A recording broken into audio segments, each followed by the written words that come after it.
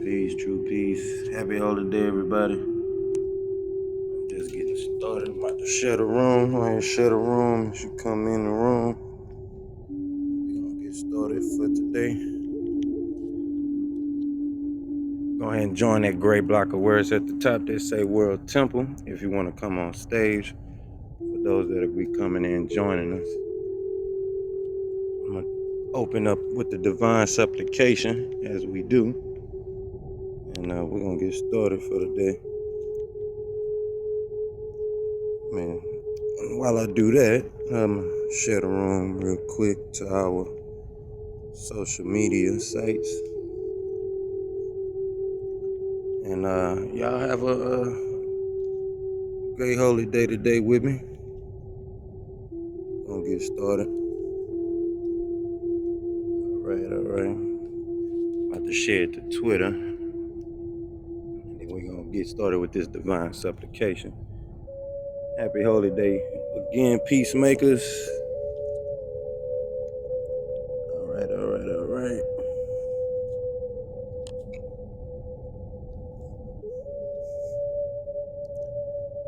Share it to Facebook real quick. Then we're getting started. Okay. Peace, brother Banayam. Peace. Shalom. All right. Add the topics to the room.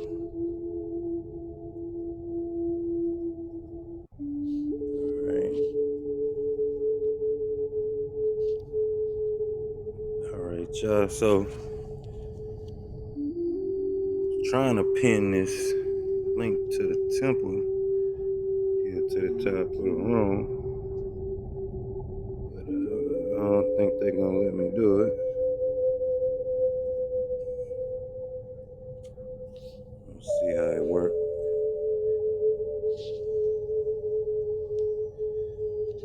Probably have to pull it up on the way back machine. Yes, yeah, I don't know if it's gonna function or not, but if not, I'm gonna switch it out.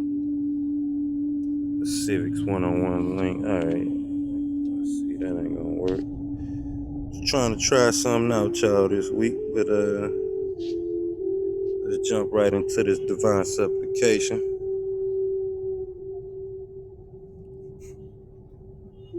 All right.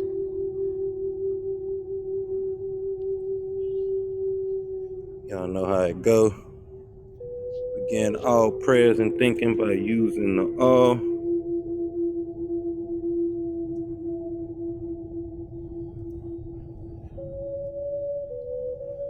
O Heavenly One, the Most High, who is sustainer of all the worlds, we do accept the duty you have lain on us to clean up the filth made by the West and its non-submitting fools.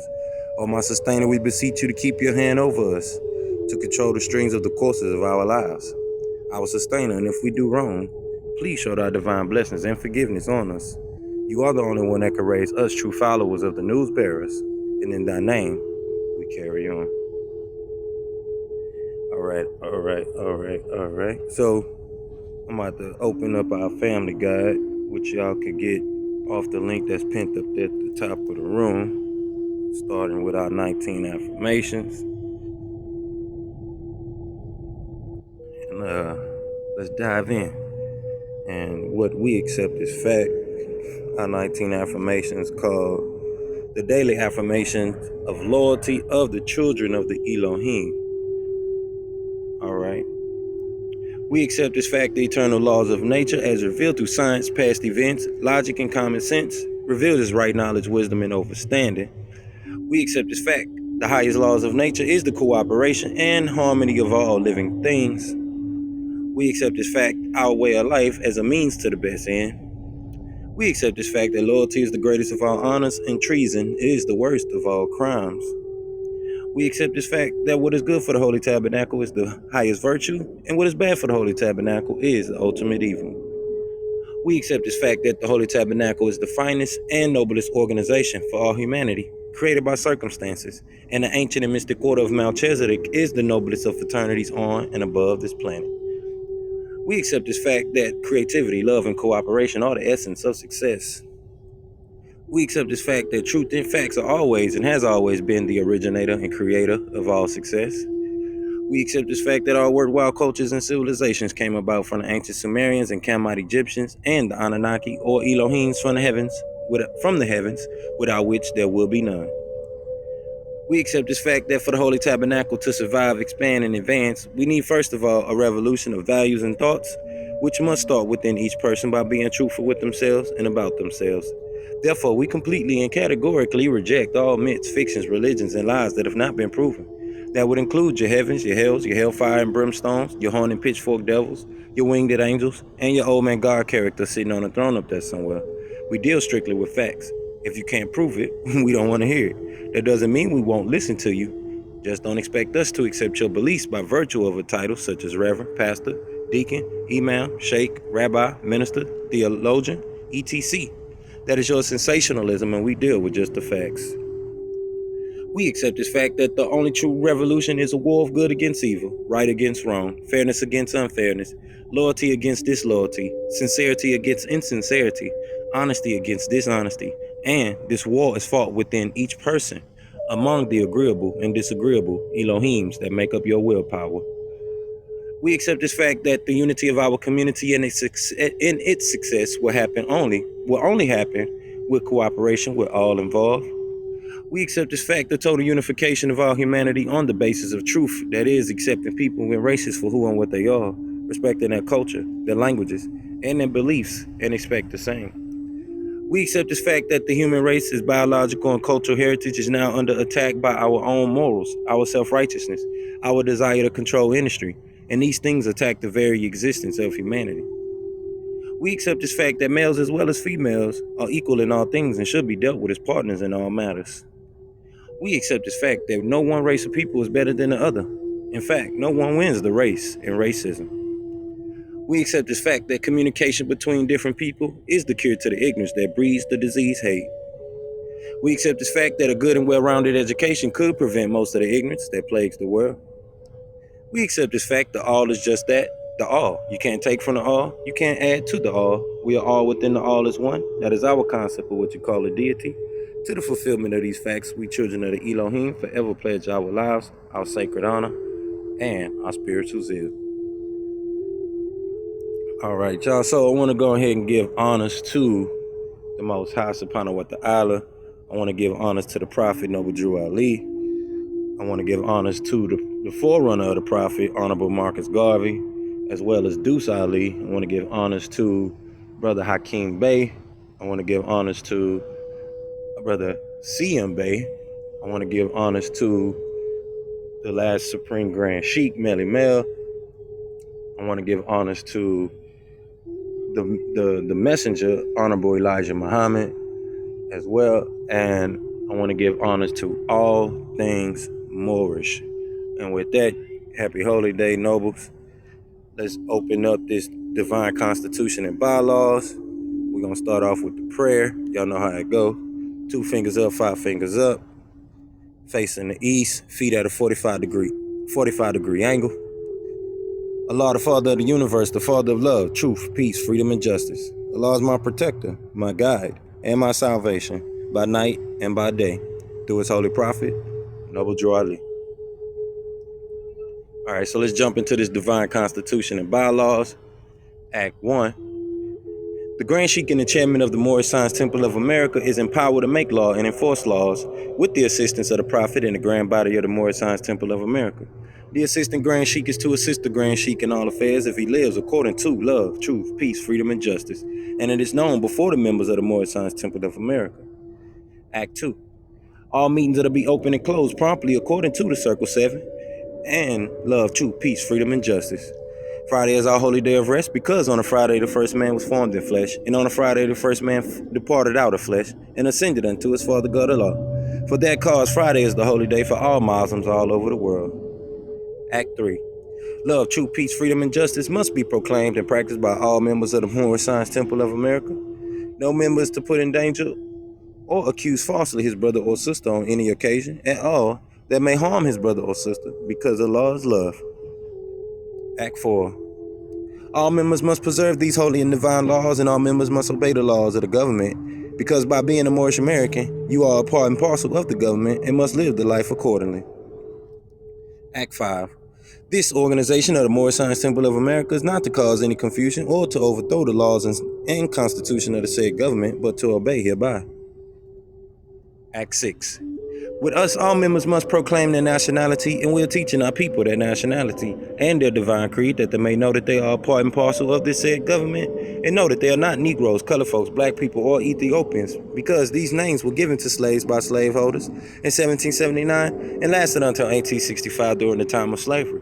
But this is a new era of time now, and all men now must proclaim their free national name to be recognized by the government in which they live and the nations of the earth.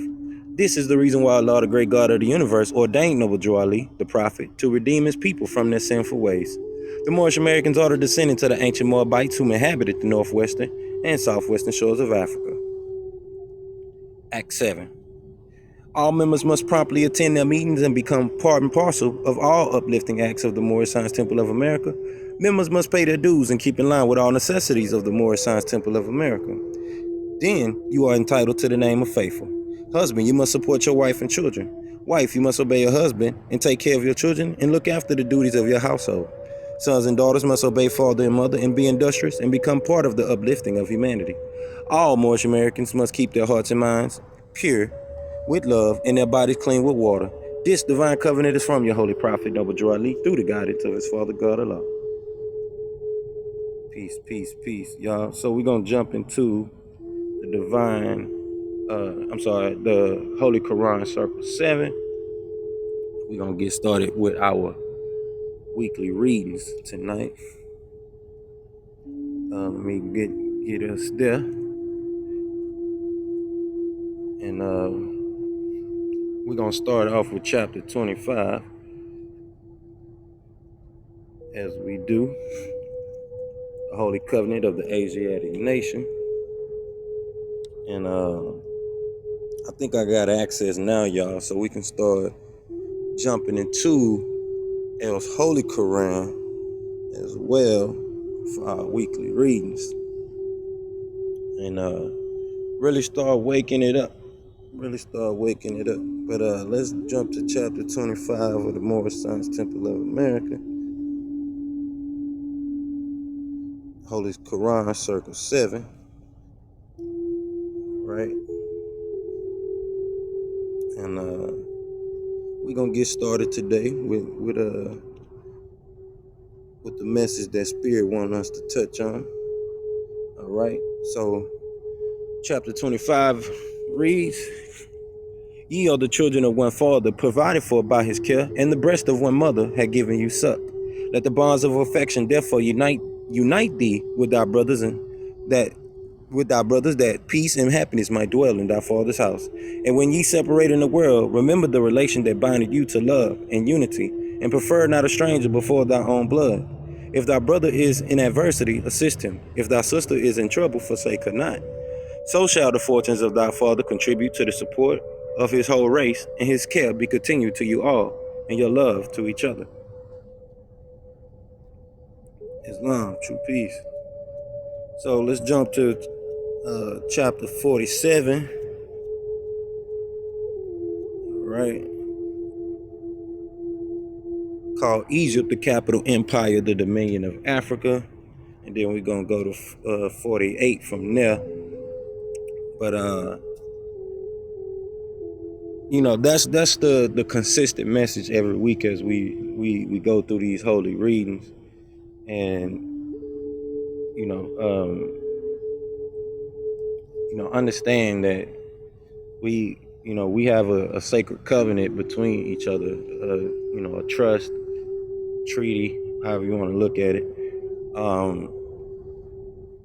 And that is, that's maintaining the unity between us as a people firsthand, and, maintaining that great law of peace, which we call Islamicism, because that's what, you refer to the ways of peace, as.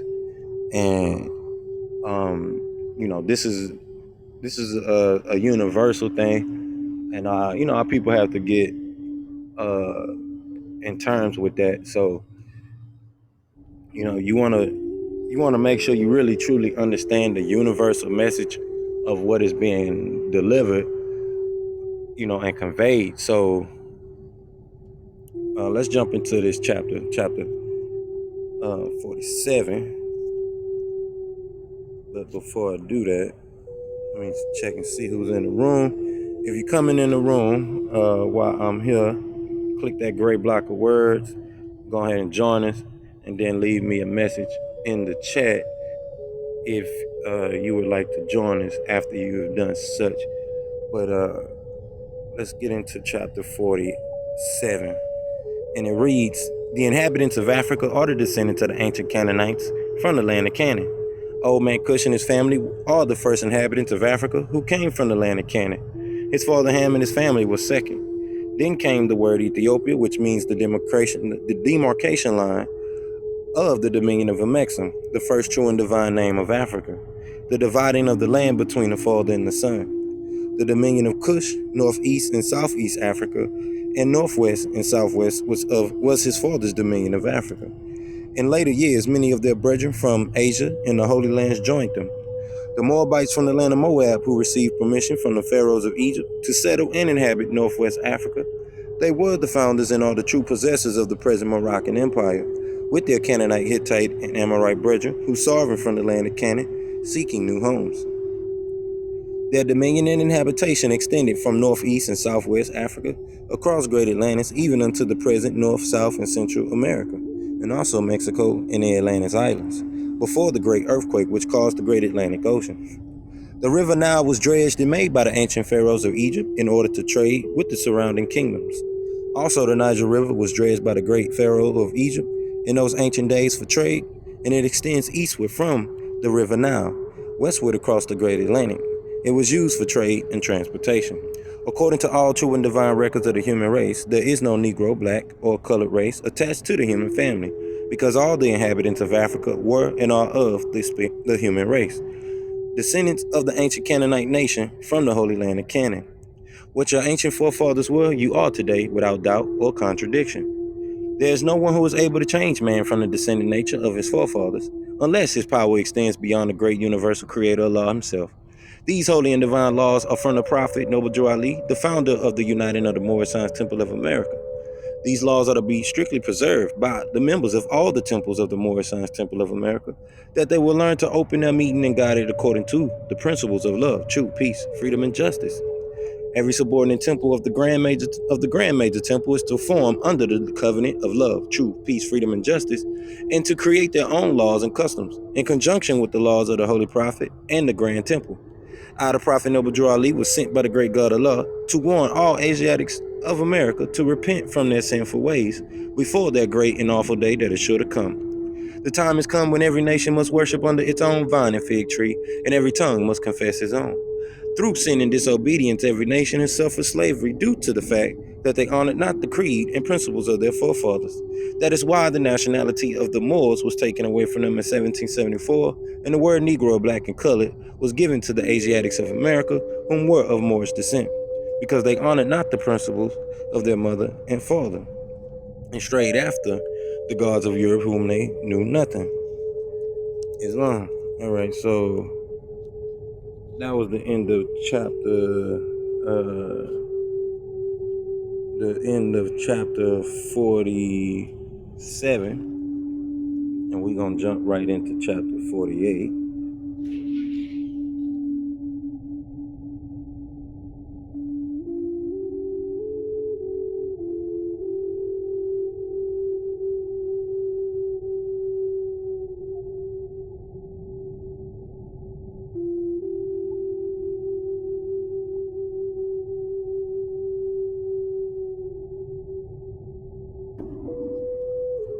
So let's jump into 48. All right. Chapter 48, the end of time and the fulfilling of the prophecies.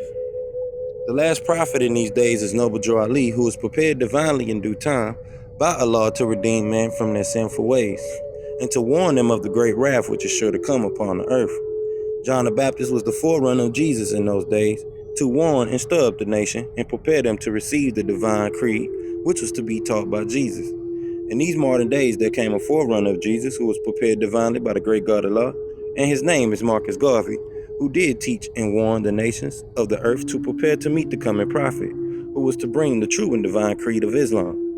And his name is Noble Joe Ali, who was prepared and sent to this earth by Allah to teach the old-time religion and the everlasting gospels to the sons of men, that every nation shall and must worship under their own vine and fig tree, and return to their own, and be one with their Father God Allah. The Moorish Temple of America is a lawfully chartered and incorporated organization. Any subordinate temple that desires to receive a charter, the Prophet has them to issue to every state throughout the United States, etc., that the world may hear and know the truth, that among the descendants of Africa there is still much wisdom to be learned in these days, for the redemption of the sons of man under love, true peace, freedom, and justice. We as a clean and pure nation descended from the inhabitants of Africa do not desire to amalgamate or marry into the families of the pale-skinned nations of Europe, neither serve the gods of their religion, because our forefathers are the true and divine founders of the first religious creed for the redemption and salvation of mankind on earth.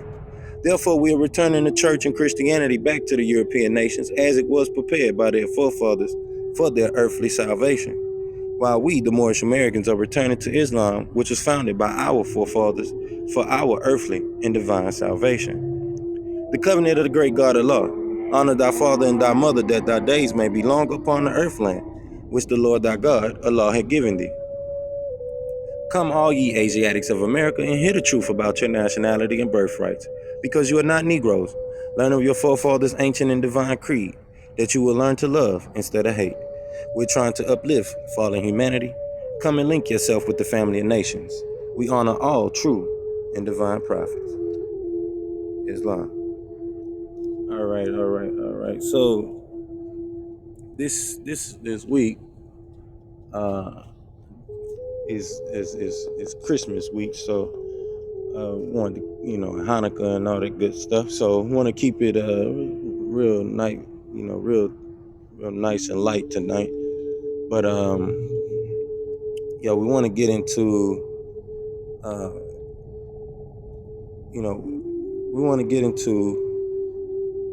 the fact that we have our ancient cultures, and they refer to many controversial things, much religious controversy that you find in the literature coming from the prophet.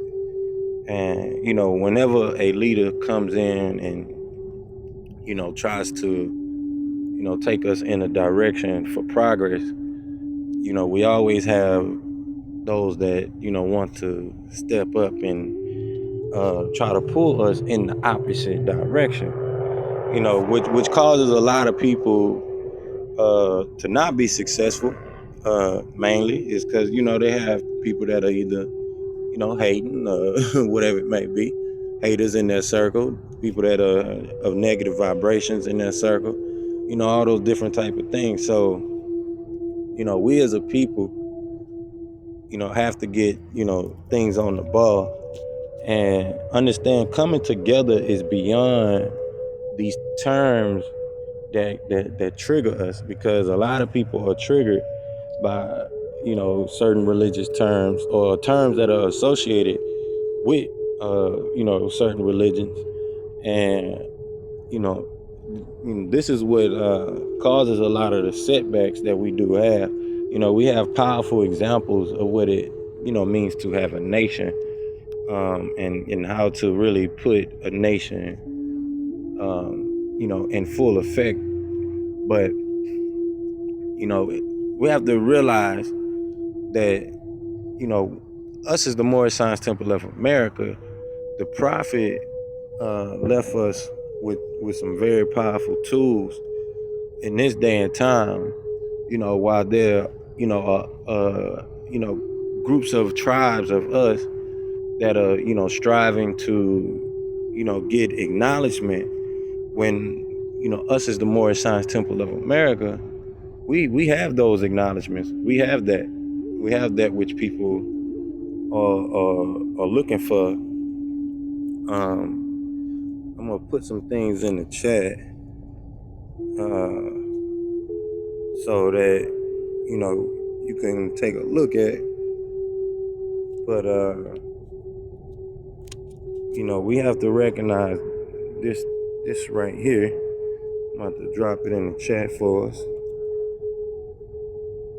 HR 0689, which is something that's very powerful. A lawful acknowledgement of the sovereign theocratic government of the Moorish Temple of America. And like I said, these things is in place for us as indigenous people. They have us going in every which way, especially when it comes to us. Do we have a nation as a people? What are we going to do? We have that nation. We have that structure. We was given the tools that we need, and knowing who we are as a people, we take the opinion of people about what they like and what they don't like, but not what is needed, what actual structure and what actual structure and systems actually work, versus trying to fashion something based off of somebody's preference. And that is very, very dangerous for us as a whole, for us as a whole living organism. The faith-based construct that we have as a people of peace, is just a motif of how we operate as a people. That doesn't mean, like the prophet has mentioned plenty of times, some of my best, as we've mentioned, what the prophet mentioned, plenty of times, that some of the best Moors are in the church.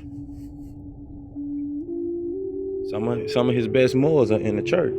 So it doesn't matter what your faith-based background, or even if you're tribal and you have, a tribal understanding of things. None of that really, matters. The structure that is in place for you is what is important. So, we want to take heed to the fact that, the Nation of Islam, the structure that they have received, is based on the foundation of the Moorish Temple of America. So we have the root foundation of what is needed. We have the sovereign theocratic government, but that doesn't stop you from setting up your own temple, coming into the royal court, becoming adept, becoming a grand sheik, and then setting up your own temple with its own laws and its own customs. You become the leader of your temple. There's nothing wrong with doing that. We are a theocratic structure, form of government. So, that affords you the opportunity to come in and set up the customs that you would like your particular temple to go by, that are in conjunction with the laws of the Holy Prophet, Noble Drew Ali, which is, like I said, acknowledged by law. But we have a lot of haters, like I said, others or opinionated people that rather, choose to pull in the opposite direction when, you have what you need in place as a foundation to take you in the direction of progress. We have that nation. We have that foundation. We have something to build on. I had to say last week or a couple of days ago, Noble Drew Ali, the prophet, ain't asking you to kiss his ring. get on your knees and kiss his ring now. This. These things that are out here as far as the narrative, it hinders our people from even taking the first step and coming into the fold of what's already been done by our ancestors. It's a crazy situation, I would say, but you have that foundation that's in place that actually works. Like I said, it does have the lawful acknowledgement by the United States. And so, understanding what we read last holy day and what we went over our last holy day, which is the Dred Scott situation and decision, you have to understand that the Moors are a part of the constructing of the United States Constitution. And this is very important that we understand this. So we have just as much authority in the development of America and the United States of America as any other people here in this nation. And we have to understand that with self-determination, we can take ourselves forward in the manner that we would choose to do so. But you have to have a foundation to do such. You have that acknowledgement in that foundation. But you have so many people talking about you do the Moorish process. There is no Moorish process. It's not a Moorish process. It's a Moorish procedure of nationality procedure when you join the Moorish Science Temple of America and become a member of the Moorish Science Temple of America through a temple. Either way it go, you're going to do naturalization in whichever form and way it comes. Even with the master teacher, Dr. Malachi Z. York, and the things that he established, from the Nuwaubians to the Yamasee and the Native American tribes, there's a procedure, especially with what he said about meeting the Moors or the MSTA on the square. What better structure than actually putting the prophet out front, as even the master teacher mentioned, and having that structure to where you have your nationality, you proclaim your nationality.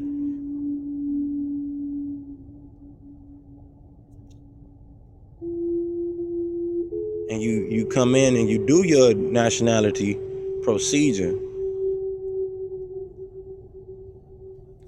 And all these other things that you would like to learn, have that come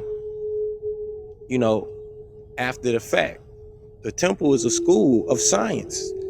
It's a school of science. So that means we get to have math, we get to have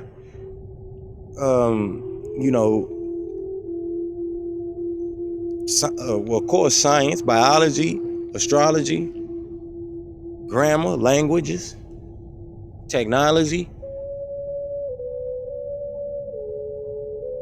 Create our own schools, our own district. You have what you need, but we got to get past the first basic step. And it's not as hard as our people make it out to be. So, I want y'all to think this over. And this is a message coming from the prophet. The prophet says, all sheiks, grand sheiks, must prepare for the prophet before before he comes to visit them. Must see to it that all is clean and in perfection as far as comfort as possible, or otherwise don't arrange to have his presence. All members should pay from 25 cents to 50 cents weekly toward the emergency fund. This fund will increase so that it will soon amount to the grand sum of $1,000. That is, if you are loyal Moors. The emergency fund goes into the bank. The treasurer will tend to the responsibility of seeing that the money is in the bank. Yes, and under the name of the Moorish Science Temple of America Finance. When needed, act according to the law pertaining to the procedure of performing an emergency act. No head of any said temple is to borrow from any member more than $5 to $10 unless by notification of the prophet, the necessity for the loan. When any said temple desires to purchase property, they must first notify the grand body or the prophet, and it must be purchased under the name of the Moorish Science Temple of America or Noble Drew Ali. An individual name should never be applied. I, Noble Drew Ali, am responsible for all finance, so therefore let me, the prophet, know what is on me. Some of you have slipped and slipped drastically, so you better lace up your shoes before I get there. Every business transaction or anything pertaining to finance is to be transacted in the name of the Moorish Science Temple of America, Noble Drew Ali. We Moors must maintain a grand treasurer, just as in the days of our forefathers. Then you are a nation, until then you are nothing. The emergency fund is issued by no book, but by an emergency card, punch according to contribution, then marked on book. That is the law. The law must live. The government is behind me, and I must get behind you. For I must uphold and enforce the law. My mission is to save you Moors. The head of all temples, grand sheiks, must confirm to the divine principles, love, truth, peace, freedom, and justice. They must live the life among the members and be loved even as the prophet is loved. They must not practice the principle of segregation among any group in his or her temple. Let it be he or she that is head of any temple, Moorish Science Temple of America, that if there should come any grievance that cannot be settled by the head, notify the prophet at once. No member is to attend Adab chamber that has not lived a moral and clean life, and has not paid his or her dues or assessments, providing that he or she is working or able, cannot consider himself a Moor. But traitors must be excluded from the books after having fair trial by the head of their temple, and that must be sent into the grand body and all members that are able to subscribe toward the uplifting fund, because it takes finance to uplift the nation, and those that are able and fail to act are not Moors, but traitors to their cause and trust and their nation, and are not allowed to share all the Moorish honors. And the penalty is, it is embezzlement of the faith of our creed. All heads of all temples must observe these laws by the prophet. So, the prophet was making it clear that, if you're going to, do things right, and you want the spirit of the prophet to come to be involved in what you're doing, you got to make sure that, everything is tight knit. Everything is tight knit. And that's for the, those such as myself and other leaders that, are already involved as members of the Moorish Science Temple of America. And, this goes for, others as well, because the master teacher included stood on the messages of the prophet and Honorable Elijah Muhammad. So, when it comes to, not only, the movement, the divine and national movement, we have the examples. We have what we need to save a nation. We have what we need to save a nation. So, this is the prophet speaking to the nations. The prophet say, if you have race pride and love your race, join the Moorish Science Temple of America and become part of this divine movement. Then you will have power to redeem your race, because you will know who you are and your forefathers were. Because where there is unity, there is strength. Together we stand, divided we fall. Come, good people, because I, the prophet, sent to redeem this nation from mental slavery, which you have now, need every one of you who think that your condition can be better. This is an open field to strong men and women to uplift the nation and take your place in the affairs of man. If the Europeans and other nations are helping me, why not you? It is your problem. The Negro problem is being solved only as it can, and that is by the Moorish National Divine Movement. If you have a nation, you must have a free national name in order to be recognized by this nation as an American citizen. This is what was meant when it said, "Seek ye first the kingdom of heaven, and all these things will be added unto you," by the prophet. So, if we're gonna solve this, it's got to be done by way of us and that which we understand. But we can't kumbaya and grandstand, without getting anything done.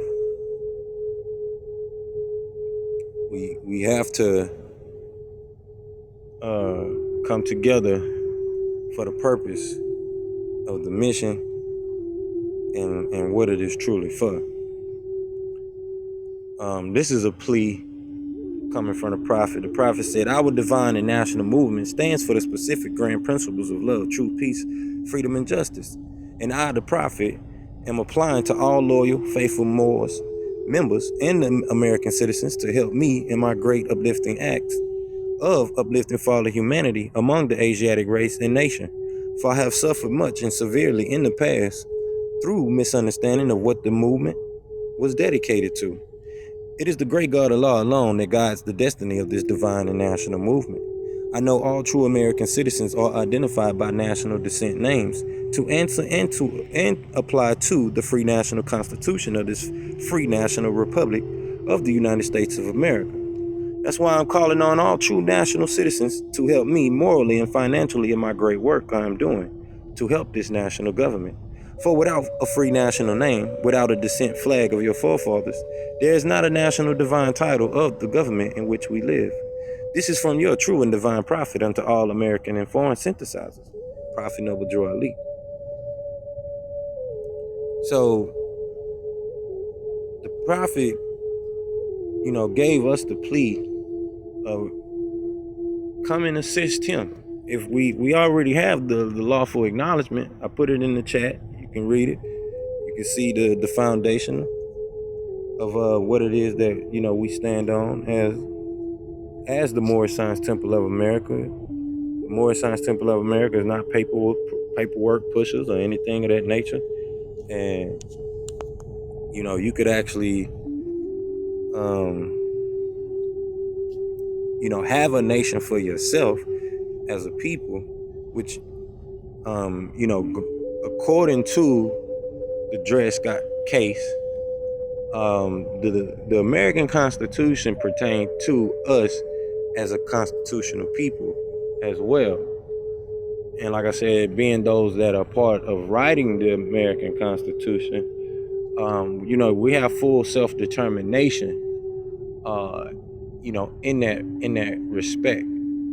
So you have the Greek, you have the Asians of China, Manchuria, or Filipino. You have all these different nations. So you have the nation of the Moors that are right here within America, giving you Moorish American, a nationality, not American Negro or American Indian.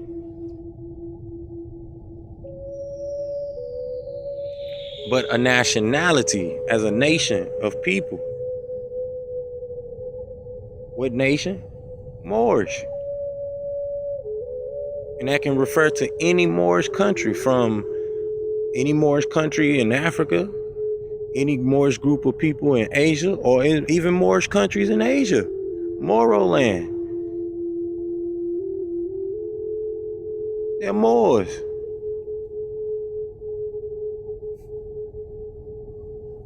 So you have a nationality and understanding the principles and science of civics. So let's let's jump up here to these holy instructions, because you have your civic virtues that we talk about here. You have your civic engagement, and these things that are here and available to us as a people.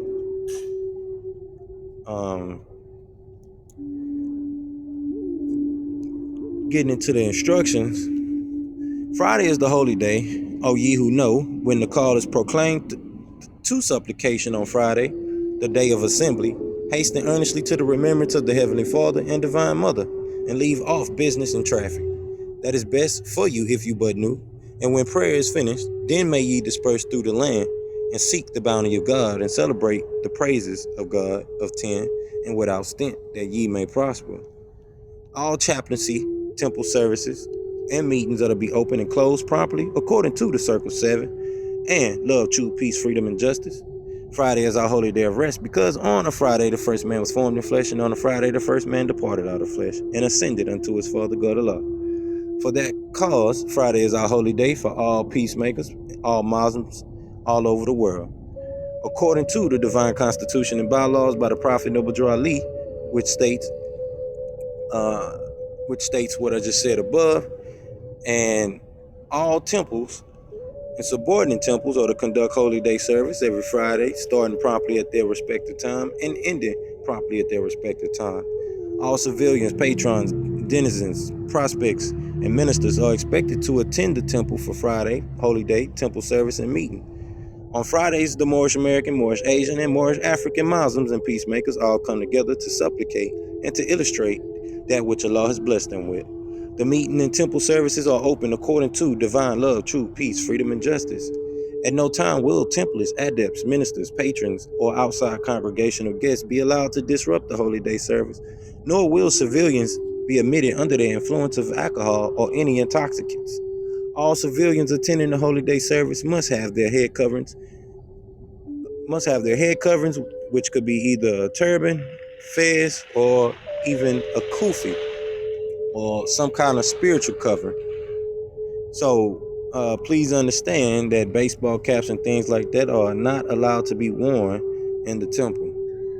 The Sunday school meeting is mandatory, and all Moorish nationals and temple denizens must promptly attend their meetings and send their children to Sunday school, and the teacher must conform himself or herself to the temple one-on-one questionnaire, and let every civilian man, woman, and child exercise his or her 5 senses who is able to do so, because from out of the Sunday school comes the guidance of the nation, and now the entire global village. So this is also according to the divine laws or additional laws in Act 5 by the noble prophet Zabuwr. Every subordinate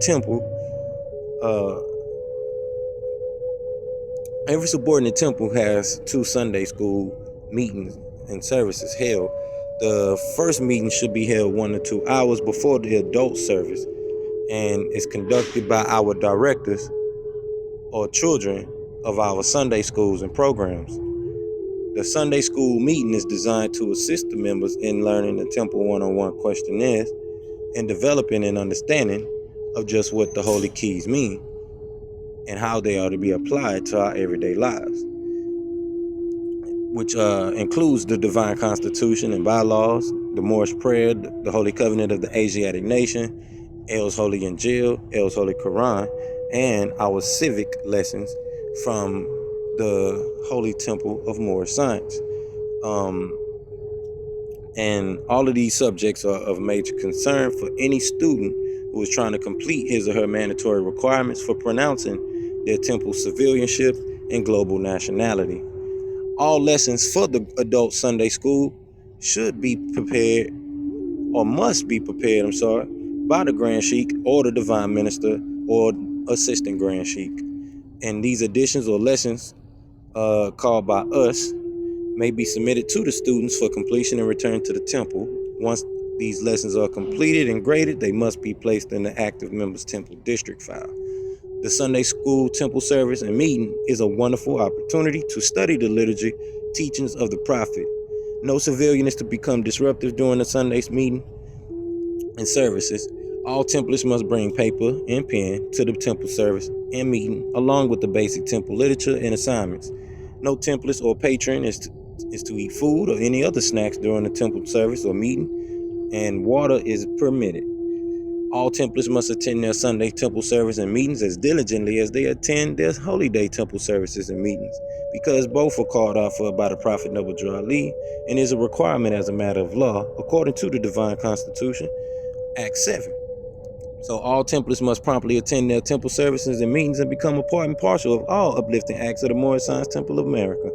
And now, that includes Moorish Science Temple of Africa and Moorish Science Temple of Asia, and enjoining world islands on behalf of all indigenous peoples.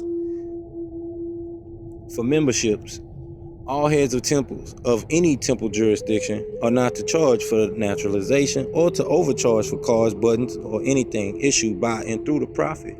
Those who contribute to any of the proceedings are not Moors, civilians, or patrons, but robbers. And temple nationality and membership in the Holy Temple's vast estate, or what they call a public beneficiary trust, sisters and brothers, kin and kinfolk, is free, not only here, but all over the world. All kin and kinfolk desiring to become a civilian of a subordinate temple must read the message from the temple secretary or their temple secretary and get access to their naturalization application. The secretary of that temple's jurisdiction will help all newcomers by explaining the naturalization application to the public beneficiary trust or the temple's vast estate, to the new prospect civilian of the temple's vast estate or public beneficiary trust, and arranging for him or her to be consulted by the royal council of said temple or subordinate temple. The royal chairman or woman will set the date for the new temple prospect to be interviewed by the royal council.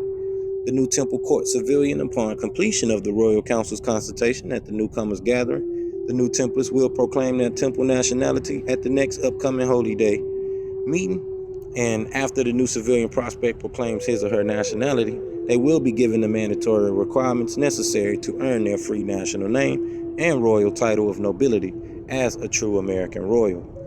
These requirements are as follows, and in accordance with chapter 47 of the Moorish Circle 7 Holy Qur'an: Egypt, the capital dominion empire of Africa. The Moorish prayer, chapter 25 of the Moorish Qur'an, called the Holy Covenant of the Asiatic Nation. The 101s for Moorish Americans, Africans, and Asians.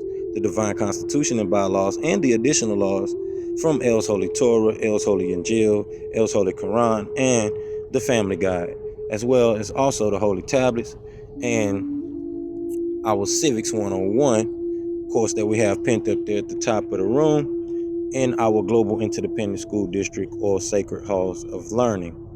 So once the new template has learned these lessons verbatim, he or she will be interviewed by the Royal Council as the chaplaincy to determine if the new civilian is qualified to represent himself or herself as a faithful Moorish American, Moorish African, and Moorish Asian Muslim, or any indigenous peacemaker, and communicated to the ignorant for their instructions, and communicated to the wise for thine on improvement.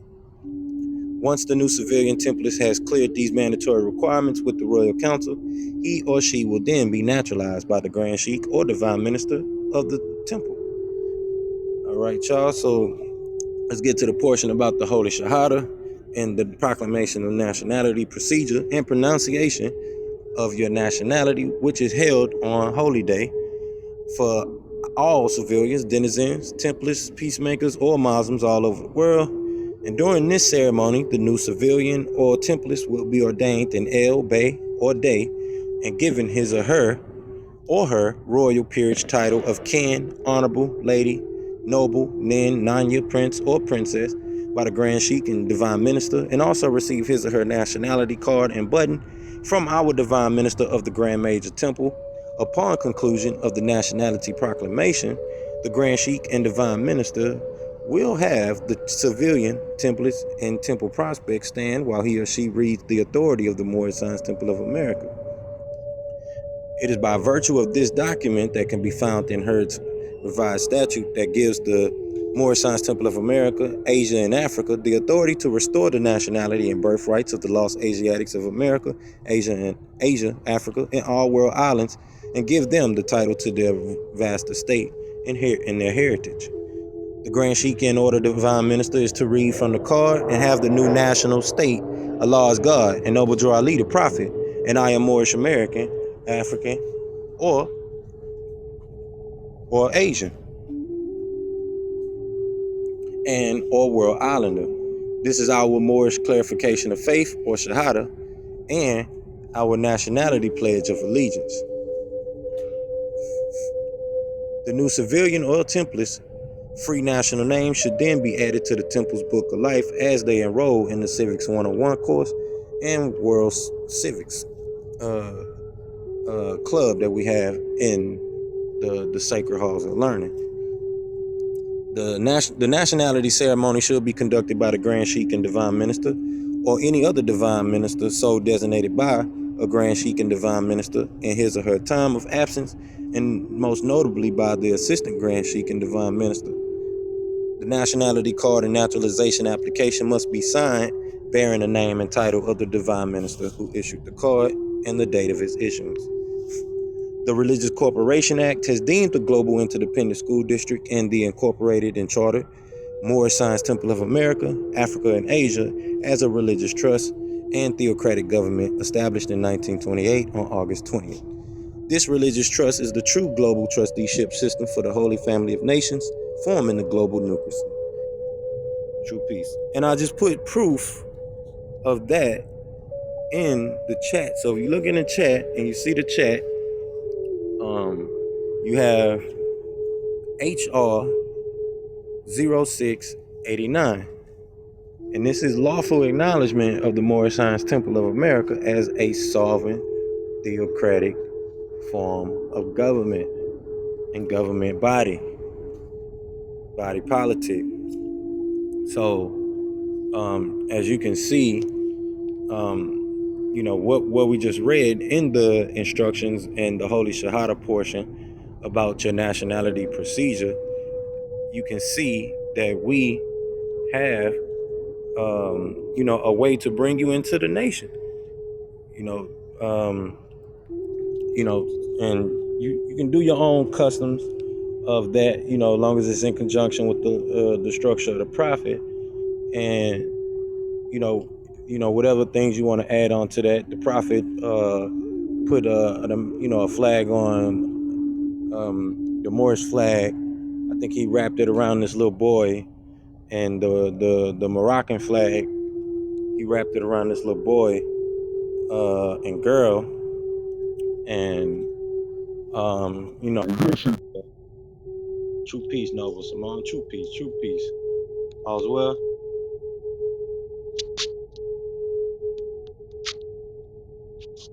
Whenever you can hear me. There you go, your mic. Oh, true peace. Peace. All's well? Yes. How are you? I'm doing fine. Just doing my divine duties. There you go. I see you. Yes, ma'am. Hope all's been well. Yes, all is well. All is well. Trying to make some changes, bring in the new year the right way. Man. Been doing a lot of reflecting and just balancing it out. I'm a Libra, so I have to live with balance or things don't work out. Yes, ma'am. I know. Oh, yeah. Just being honest, with self and where I'm going. So, weighing it all out. What about you? Just like I said, doing my duties, just being patient on my end for a personal thing. Trying to be patient. Because you want to move fast, and get to the next step of what you're doing, but things don't work like that, especially life. So, because if that, we had the power with a snap of a finger, I'll be moving forward to the next step. So that I got, in a pathway for myself. But I'm just Mhm. being patient. But And if we rush it, then things are premature. And so, if we want to enjoy the fruits of the labor, that patience becomes a virtue because, the lifespan of humans, they say we used to live thousands of years, but now, that's right. compared to now we're getting instant gratification. We live in the age of instant gratification. Well, okay, I told you it takes some time, but now you want it now. Okay, fine, you can have it. God gives it to us, and then that instant gratification, it doesn't last. And so that's something that I've been getting a revelation on, Hmm. and whatnot. But I feel like we're born into an age where the unnatural is natural, and we're born into an age where everything is premature. Like, premature has become the new norm because, history shows that we were taller, we were smarter, we were more advanced, you know? And That's right. so you get what you get. Don't make a fit. If you want premature, then there's reflections of, that. And if you want to wait the beautiful nine, wait for the beautiful nine. It's definitely the patience is a virtue, and that's what I'm learning. Lord have mercy. I have children, and I just see them anxious to do things, and they're rushing things, and then things don't work out the way they intended it. And I'm just like, wow, this revelation of that virtue, once you claim that virtue of patience, man, it happens in divine timing. And I was listening to a friend, they had given up on love, and started to really focus on God, and was just like, you know what, I don't have time for A, B, C, and D. I'm just gonna focus on God, focus on virtue.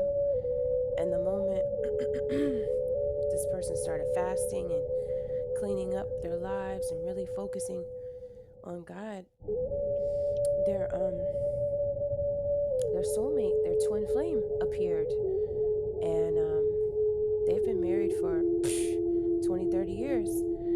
And that story was so beautiful to me, is because sometimes when we try and force things to happen in our time, we don't give God room enough to work in a divine way. You know what I mean?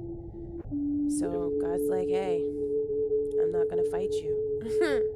You want a preemie? You can have it. You want virtue? You can have that too. You want glory, and you want it to be just right? Then trust me. And so I mean, it's exciting and scary at the same time, because it's like when you really start to trust God, you like are in this in between stage of vulnerability, and yet it could be so painful and uncomfortable. But I remember being pregnant, and I felt like I was gonna burst. Wow. But it wasn't time, and I was crying, and I just remember, and I was like, why? you know but all my kids are healthy, they're smart, man. And so being born into this world where you can have what you want in an instance, that could be scary. And so if you receive these things in an instance over and over again, then you have this expectation of this quick gratification, excuse me. and that's all you know. So you're born into receiving instantly, and you have no room, you have no familiarity of divine movement, which takes a lot more time. You know what I mean? Man, So, Ashe. shit, I definitely do, because it's, I'm building a skill set that like I said, it can take me on my next pathy path, and it's just one of those things, I should have been doing, and it's a part of the genre of education that I have.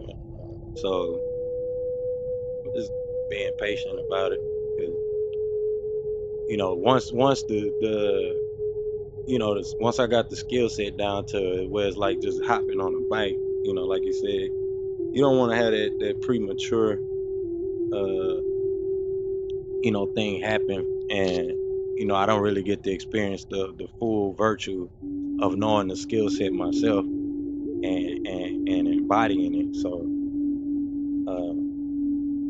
I'm definitely with you on that, and the time frame, and wanting to be kind of like watching all your friends go and play while you gotta do your homework. So it's like, Right. But you'll be you know prepared what to I mean? pass the test while they out playing. And I heard a wise man say, it changed my life.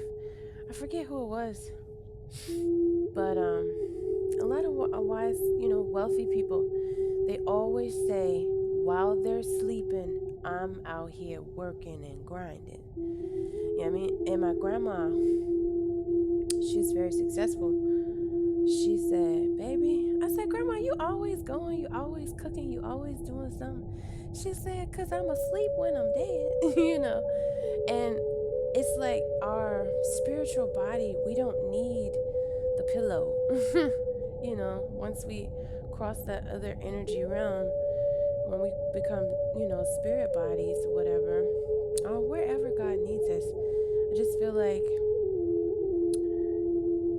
I feel like we have a mission here, and it's like you have two choices: the red pill or the blue pill. Sleep your life away or work and get at it. You know what I mean? And I'm just like, at the end of the day, sleep is the cousin to death. And if you rest away your life, then you waste away your life. And so God helps those that help themselves. You could take them to the water, but you cannot make them drink. Not And make right? So he who have an ear, let him hear. And the hardest one was don't cast your pearls, man. And so that part I still struggle with, because it's like I'm the type of person, I be trying to save everybody. And it's like at the end of the day, God been calling everybody. God been calling everybody, and the work that needs to be done, you'll feel convicted to do it. And you'll listen. Or you don't feel nothing. You don't feel convicted to do it, and you won't. You know what I mean? But That's that's a right. path. That's a path. And everybody's got a story. And it's like my weakness is my heart for the people. I am a woman who thinks about all the people in the world. And when I think about all the people in the world, I always think about their mothers and how they decided to keep that child and birth that child and carry that seed for 9 months, risking her life for theirs, you know? And man, when I was pregnant, I'm slim now, but I was pregnant. I was almost 200 pounds. Nobody will ever believe it. But I mean, the fact that our bodies like transform this way, it's very alien in nature almost, you know what I mean? And then come back to normal. So that is a divine process. And I think it's beautiful, but it's also painful, and it could be fatal. you know. So you can't mess with the divine, you gotta let it be. Because at the end of the day, nobody's gotta give the clouds any training on how to be the clouds. And nobody's gotta give the roots of these trees any training on how to be a palm tree or a pine tree. They already got the code built in. And that's the beauty of the DNA. You know, God works this process in different ways. And it's like, I knew when I was a little person, I remember like maybe first grade, I heard God's voice. I still hear God's voice, you know? And so it's like, I just want the rest of the world to know the joy that I have and that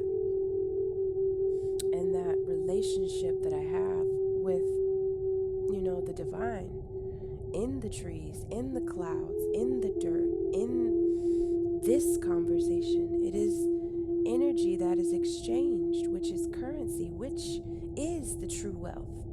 But the great deception has happened where we think that the true wealth is now plastic, and the true wealth is a cut down tree made into what, your walls. You know what I mean? Because I was thinking to myself, I was like, we stopped building. I've been doing a lot of studying, but we stopped building, right? And then I realized when we were master builders, I realized that we were building with a lot of sand and dirt. And somehow I believe we figured out cement. You know what I mean? So I was looking at a lot of the castles. That's a lot of stone. It wasn't a lot of wood. You know, wood definitely happened, but it was more stone than wood. You know what I'm saying? Because of the connection to the divine, because of the enlightenment and that we had. Like, we respected Mother Earth more back then. But then the premature, right? That preemie phase came in, was like, I want it faster. I want it faster. And, you know, or, hey, you know, there's a new way. And it's like, you're trying to, you know, recreate the wheel, you know? And so it's like, if there was an original process, you know, why try and recreate the wheel, you know? And so I was just like, you know what? I really like this new year that's coming in. For me, I'm just like, God gave me certain gifts, and all I'm trying to do is be obedient to the assignment. And it's like, okay, I don't have to try and figure it out. I already know, because I do these things naturally. I am naturally a speaker. You know, I am naturally a scientist. I am naturally curious. You know, I naturally seek out, you know, things. And I naturally can sit through, and it shocks me that people cannot sit through these videos of research, but I naturally can sit through long ass lectures because I'm hungry. Like, I have this natural thirst to know, because I've always felt since I was a little person, there's something not right here. Why are we eating dead babies called eggs, and they're dead baby? You know what I mean? So I just, ever since I was a kid, I was like, but they're called eggs. But wait a minute.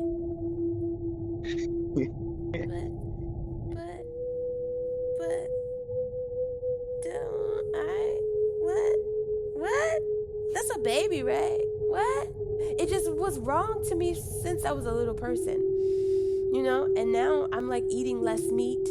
I'm healthier now, you know what I'm saying, as far as my BMI, you know? There's other processes that I could clean up, and I'm working on those. But it's like, I felt like at the end of the day, the masses usually go together. Like the herd, they walk together. And the place I always find myself is a straight and narrow, and not a lot of people walk this way. You know? And it's like, I really have been listening to what God has been telling me. Like, when it just doesn't feel right. It's like when your stomach, like I always come back to this analogy of lactose intolerant. If you know you lactose intolerant and you still trying to go for that ice cream, which was me, in denial, swimming deep, but your body always talking to you. And that's the God in you, because we are the temple. And so within the temple, the vibrations within the temple, the praise is within the temple, the healing is within the temple. So the temple, there's a lot of messages that go in and out of the temple. You know what I mean? So if you not listening to the temple when the tummy is rumbling, telling you, I don't know if you remember the last time you had ice cream, you know. So then you might end up in a situation where you might be embarrassed again. So it's like you keep trying to be like, nah, I'm not lactose intolerant. This is me, true story. No, I'm not lactose intolerant. In denial. And then I was like, you know what? I have been lying to myself just to enjoy this instant pleasure. You know what I mean? So it was like that process of just cleansing and just being honest with myself and just walking in the way that God has me to walk, which can be very uncomfortable sometimes. But those are the growing pains of carrying a seed. Ashe. Ashe, ashe, ashe, ashe, ashe. You're right about that, because he'll put you places where you got to get uncomfortable to get the things that need to get done to get them done. I definitely resonate. I definitely resonate. True peace, noble Mar. True peace, brother, right here. I don't know if you can hear me. True peace to all the gods and the goddesses. Yeah. Mobility. All praise to the true source, creator. Alhamdulillah. Allahu Akbar. Praise Allah. Allah is the greatest. Honors to Noble Ali. Honors to Marcus Garvey, the forerunner. And honors to the most honorable Elijah Muhammad. Honors to Grand Sheik, Dr.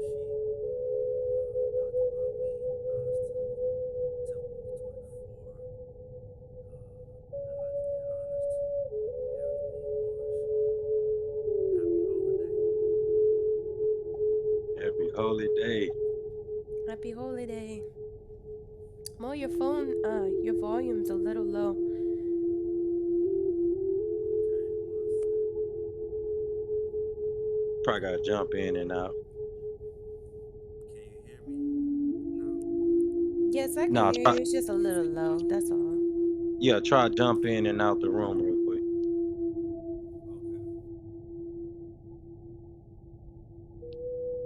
Okay. Yeah. Man. Yeah, so I definitely resonate because say something now. True peace, true peace. There you go. Loud and clear. Perfect. Uh, yeah, I was listening to the sister. She was going in. I can feel that, and I'm happy to be able to make it. Apologize for being late. Oh, no worries. Y'all know we do appreciate it. And it's all honor. It's all honor. How everything on your end though? You been having have a good holiday? Yes, sir, brother. Financial abundance, joy, happiness, peace of mind, celebration, prosperity, health, and most of all, love, energy. 2023 is going to be the best year ever. And yeah, I mean, things is looking up instead of down for us. That's right. Praise the Lord. All praises. Alhamdulillah. I was I was just saying to her, I'm being patient because I'm ready to jump into the market. I'm I'm over here like a fiend. Like I'm ready to get. I'm ready for us to get to trading. Get these clients rolling in. Um, that's just pretty much been on my mind for like the past week or two. Because since we last spoke, you know what we can do. You know what we got the power to do. Uh, I'm just excited. Yes, sir, brother. Oh man, ooh wee. It's gonna be good for us. Yeah, this the path is laid out. We know what we need to do next. Um, you know, we know like the Noble Simone said, we know what the assignment is, and it's just time to execute. And I like go ahead. Yes, sir, brother. You said the right word, keyword execute. That's what sometimes people fail to do. They've been working with us and we've been working with them or just in general. We got everything together, what I'm saying? Like, don't fumble the ball. You know what I'm saying? Give you the ball. It's all about execution at this point. You know what I'm saying? Don't switch it up. Don't do something different. You already know what to do. You know what I'm saying? Just follow through. And man, it's a touchdown or a slam dunk. I'm not really into half court shots. You know what I'm saying? Or even 3 court shots. You know what I'm saying? Like, I prefer a layup. You know what I'm saying? Slam dunk. But all a person gotta do is just execute. And it's done. Like, all the work is already done for you. You know what I'm saying? Like, and then you gonna phone the ball at the execution part? Nah, we ain't doing that. We're gonna execute. That's right. That's right. That's right. Yeah, 'cause, I was just telling her, just being patient. I'm here being patient because building this skill set, this trading skill set. It's gonna be a beautiful thing for all of us. And then, we can really start, just diving in to really create economy within the room. I still, I was gonna say I appreciate the fact that we keep a small room, even though I know, it's gonna grow because it's the energy, it's the current that's gonna pick up. But you know, the way it is now, how we keep, a remnant of people, in at a time, you know, I'm gonna forever appreciate this because you know, the chaos that comes with, a lot of people involved. That's a toll. That take a toll, and it's been the example that's been set and left. It's been a toll on our leaders. Uh, it's been a toll on their families. You know, uh, especially their families, their wives and their children. And we definitely have to acknowledge that. So, I really appreciate the fact that we tight knit here how we is now, and we went through the things that we went through, and kind of had those I wouldn't say setbacks or anything like that, but just the growing Learning pains that we had to go. experiences. But said no, Learn experience or the lessons that we need to learn in those situations or circumstances and conditions. right, most definitely, because you know, um, like you said, we know what the focus is now. We know what we need to do. Um, we know the clarity that we need to have. We have the clarity that we need to have, especially in delivering the divine message and the propagation of the divine creed. I left a link in the chat for y'all, uh, if y'all want to check that out. That that gives lawful acknowledgement to the Moorish Science Temple of America, and that's coming directly from Chicago. There's other states that have done it, even such as Texas. But we just want to make sure that our people understand that the being in the body of the Moorish Science Temple of America is totally different than proclaiming yourself as just an American Indian, because you're more, not saying you're not an American Indian or a Native American, which is a more proper way to say it, or an indigenous American, however you want to acknowledge that. But we're more than just a tribe of people. We have we're a nationhood of people. So, you have a nation, a foundation and a nation. We know what the direction is. and what we got to do with that. So I got a I'm quick just, question. yes, ma'am. That's what we're here for. I had sent you a video I had found a couple years ago, but the author had reposted with some more links, so not links, but more details or an update to it. But did you ever hear about the Eye of Sahara and how they were saying that it may be the ancient Atlantis, which was like the center of Mauritania, which was, northwest Africa? Well, Atlantis, uh, Atlantis stretches. It stretches from here over to all the way over there. That's why when we read chapter 40, when we read chapter 47, it talks about Egypt, the capital, dominion, and empire of Africa. So um, you hear, you see the information in there about Atlantis. My bad, these kids passing by. You hear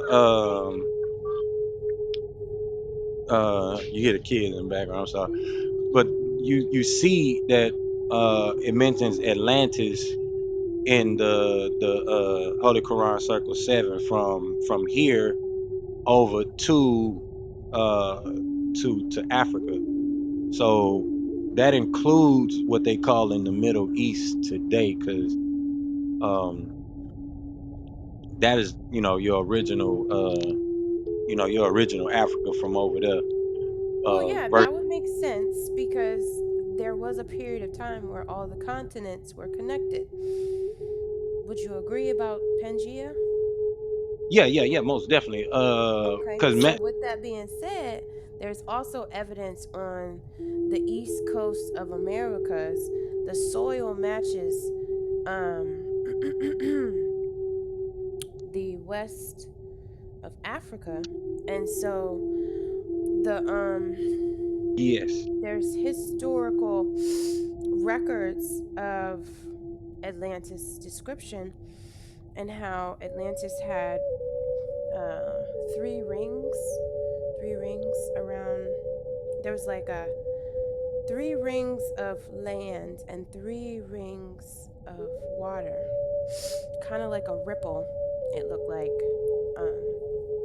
There are very old texts that describe what it looked like, and within this description,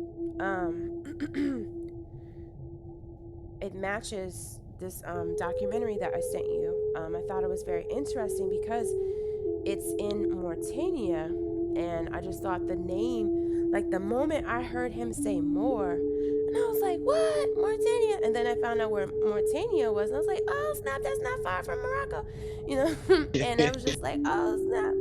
It's very interesting because to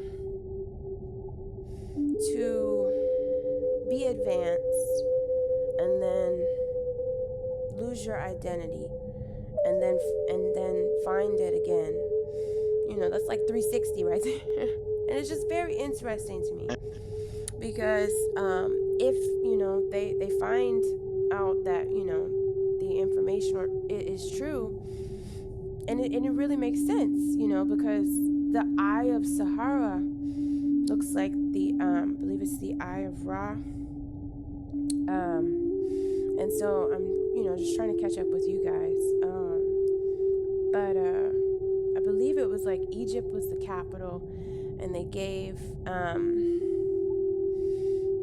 a select few. I'm not sure exactly whom. I believe it was the Moabites, maybe.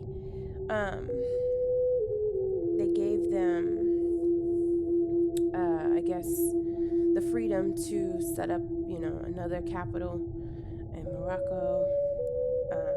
yeah, that's that come later on, but yeah.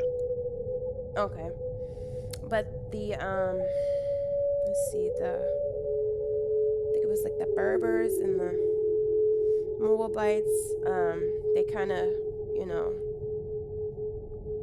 expanded over West Africa, which includes that area that they're saying was Atlantis, and it, you know, matches the description. I definitely would love for you to check it out, and we, you know, discuss it later. But it's very, very interesting because I do enjoy the research. So just throwing it out there. You sent this to me.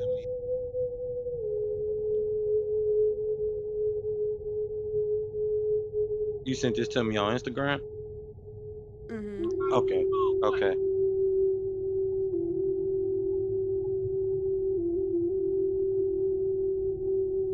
True peace, true peace. I just wanted to make a contribution. The original Egypt is Chicago, which is located here in North America.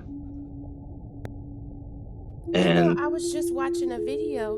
They said that in, I think it was Kansas, those big mountains in the west, they found pyramids, and they got it like all blocked off. Like it's owned by the government, and nobody's allowed to explore. Go ahead. I'm sorry though. true peace, true peace. Yeah, even Kentucky, that's where the Noah's Ark Park is. The ark that Noah built was actually built here in North America. And they had that ark there in Kentucky, and it's called the Noah's Ark Park. And like I say, I mean, ancient Egypt, you know, the original Egypt is in Chicago.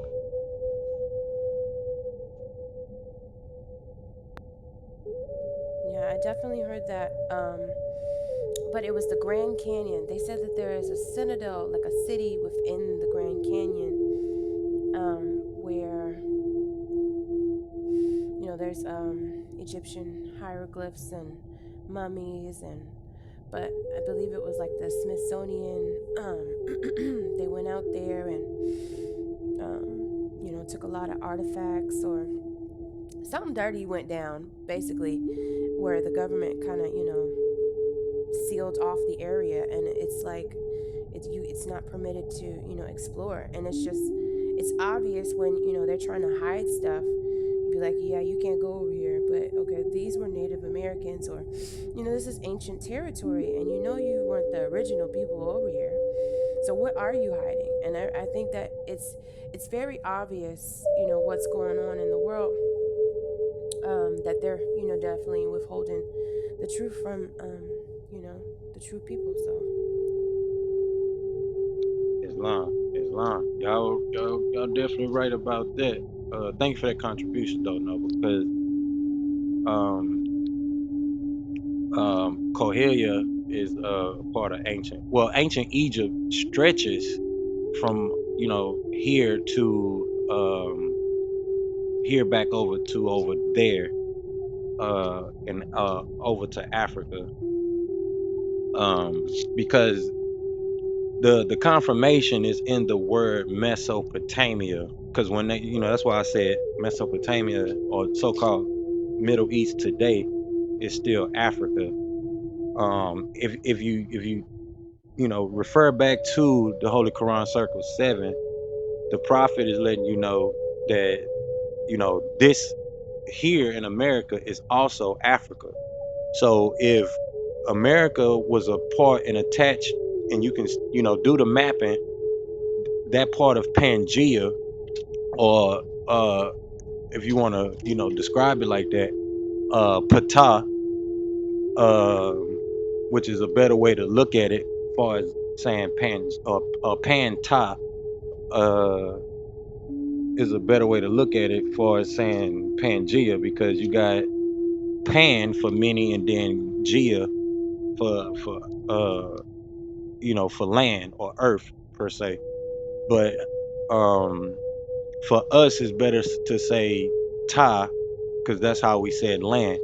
And then this is where you would get and you also hear that word panther in it as well, but and punt in the word um,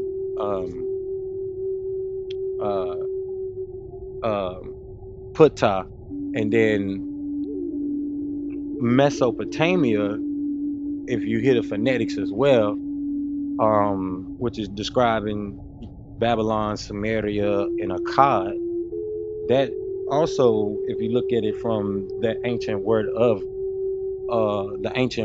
the sense of the word mes or meso, um, instead of how what it means in modern day terms, if you take it even further back in its etymological sense, you get the word black and Samaria for mess, and then Tamia, you end up with the word Tamaria or Tamia, Tamu or Tamare. So this is where we get the word Egypt, because the original name for Egypt is Tamari or Tamare. Like they say, um, and certain people, they say this is Tamarica or Tamarica, or however they pronounce it. But um, when you look at Mesopotamia, you're basically looking at the word, uh, Meso, Ptah, Ptam, Mesopotah. So the land of the black, or the black land, right? And then that's also what Kemet means itself, or Kami, which is the land of Ham, or Kam, which is the land of the blacks. So that stretches from all the way over there to all the way back over here in America, which is this is also the land of Tamari or Tamarica, same things, or the land of Amaru, Tupac Amaru, which was a Native American king. So all the way from here to all the way over there is the land of what they call ancient Egypt, which would be the capital of the world. So that capital stretched from California all the way back to Spain, or past Spain, over there to New Zealand, and all that good stuff. But these are things that they do keep from us, and we have the access to the information here in this particular temple, because we give honors to the prophet uh and his actual words and make reference to them, but also the master teacher for coming and giving the clarity that's needed, because a lot of this stuff, people don't understand it based on the languages, and language is how you actually do the dates on things, because we say that we got branches of our people that say a lot of things started actually here in America, but when we talk about Pangea, America is still over there. Africa is still over here. And I was in a space the other day, and they was trying to say that the Pangea thing is a theory. But if that's the case, and that it going 60 it goes back that goes Pangea goes back 60 million years. But I'm like, if that's the case, and they were saying that humans wasn't around at the time, and I'm like, if that's the case, you have fossils of humanoids that go back millions of years. So how wasn't humans around at the time? And the land masses before the continental drifting took place, how didn't you have humans on these land masses that was able to walk, from Florida on over to, what's called present day Morocco? So, you know, we have to bring these type of things and contribution here, um and put it on the record for our people, because they're not going to do it. And then with all the noise that's out here, as far as Like I was mentioning the American Indian thing, which is synonymous with saying American Negro, which is not necessarily a bad thing, but if you're not looking to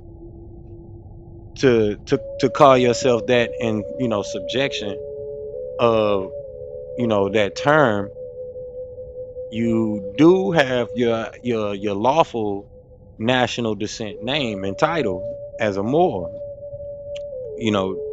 So we got to understand we have a like I said, a nationhood, and every nation, they have their currency, they have their flag, they have their land. You have your 5 principles of what makes an upright person. So you have your language, you have your divine creed, you have your flag, you have your language, and then you have your regalia, your form of dress, your culture, and things like that. And those 5 basic principles of what makes a people and a nation, we have that, as well as we have the opportunity to expand further. And doing that, we have to take our education seriously. That's what we have the opportunity to do here. On the particular app we on, as well as create our own apps and you know and databases and things like that, and really bring those to life. But they keep it away from us because they don't want us to activate those 5 principles that really connect to each other, and wake it up, because the whole Mesopotamia thing, that was a cloak so we wouldn't study the antediluvian period of history, and who were those antediluvian peoples. And as we see, and within the language, is us. And we really got to stick strong on the Pangea thing, because they try to really divide us as a people.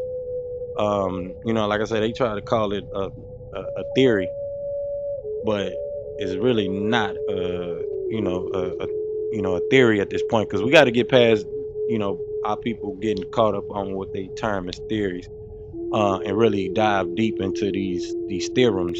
We're the ones that came up with Pythagoras theorem, or the hypotenuse theorem, and gave it to Pythagorean, and he called it Pythagoras theorem. But When you don't know these history and law,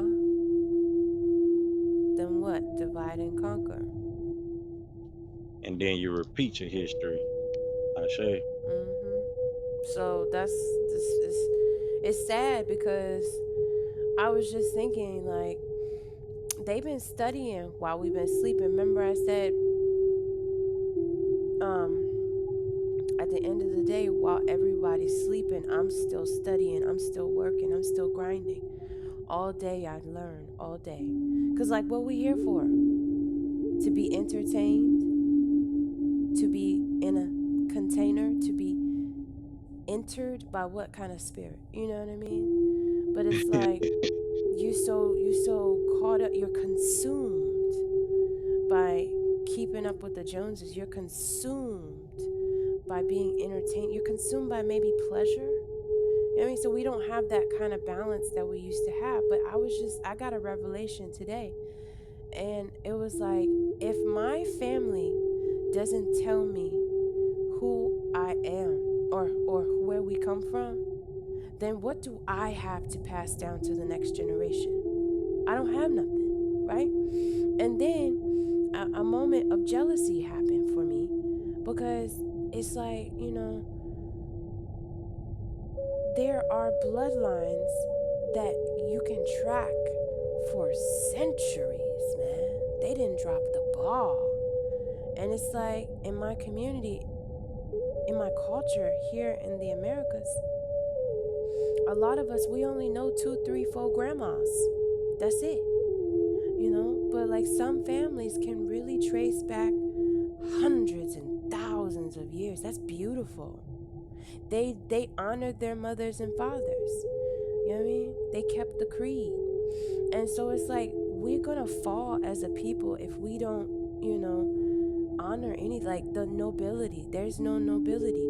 There's perversion everywhere. There's consumerism everywhere. There's comfort everywhere.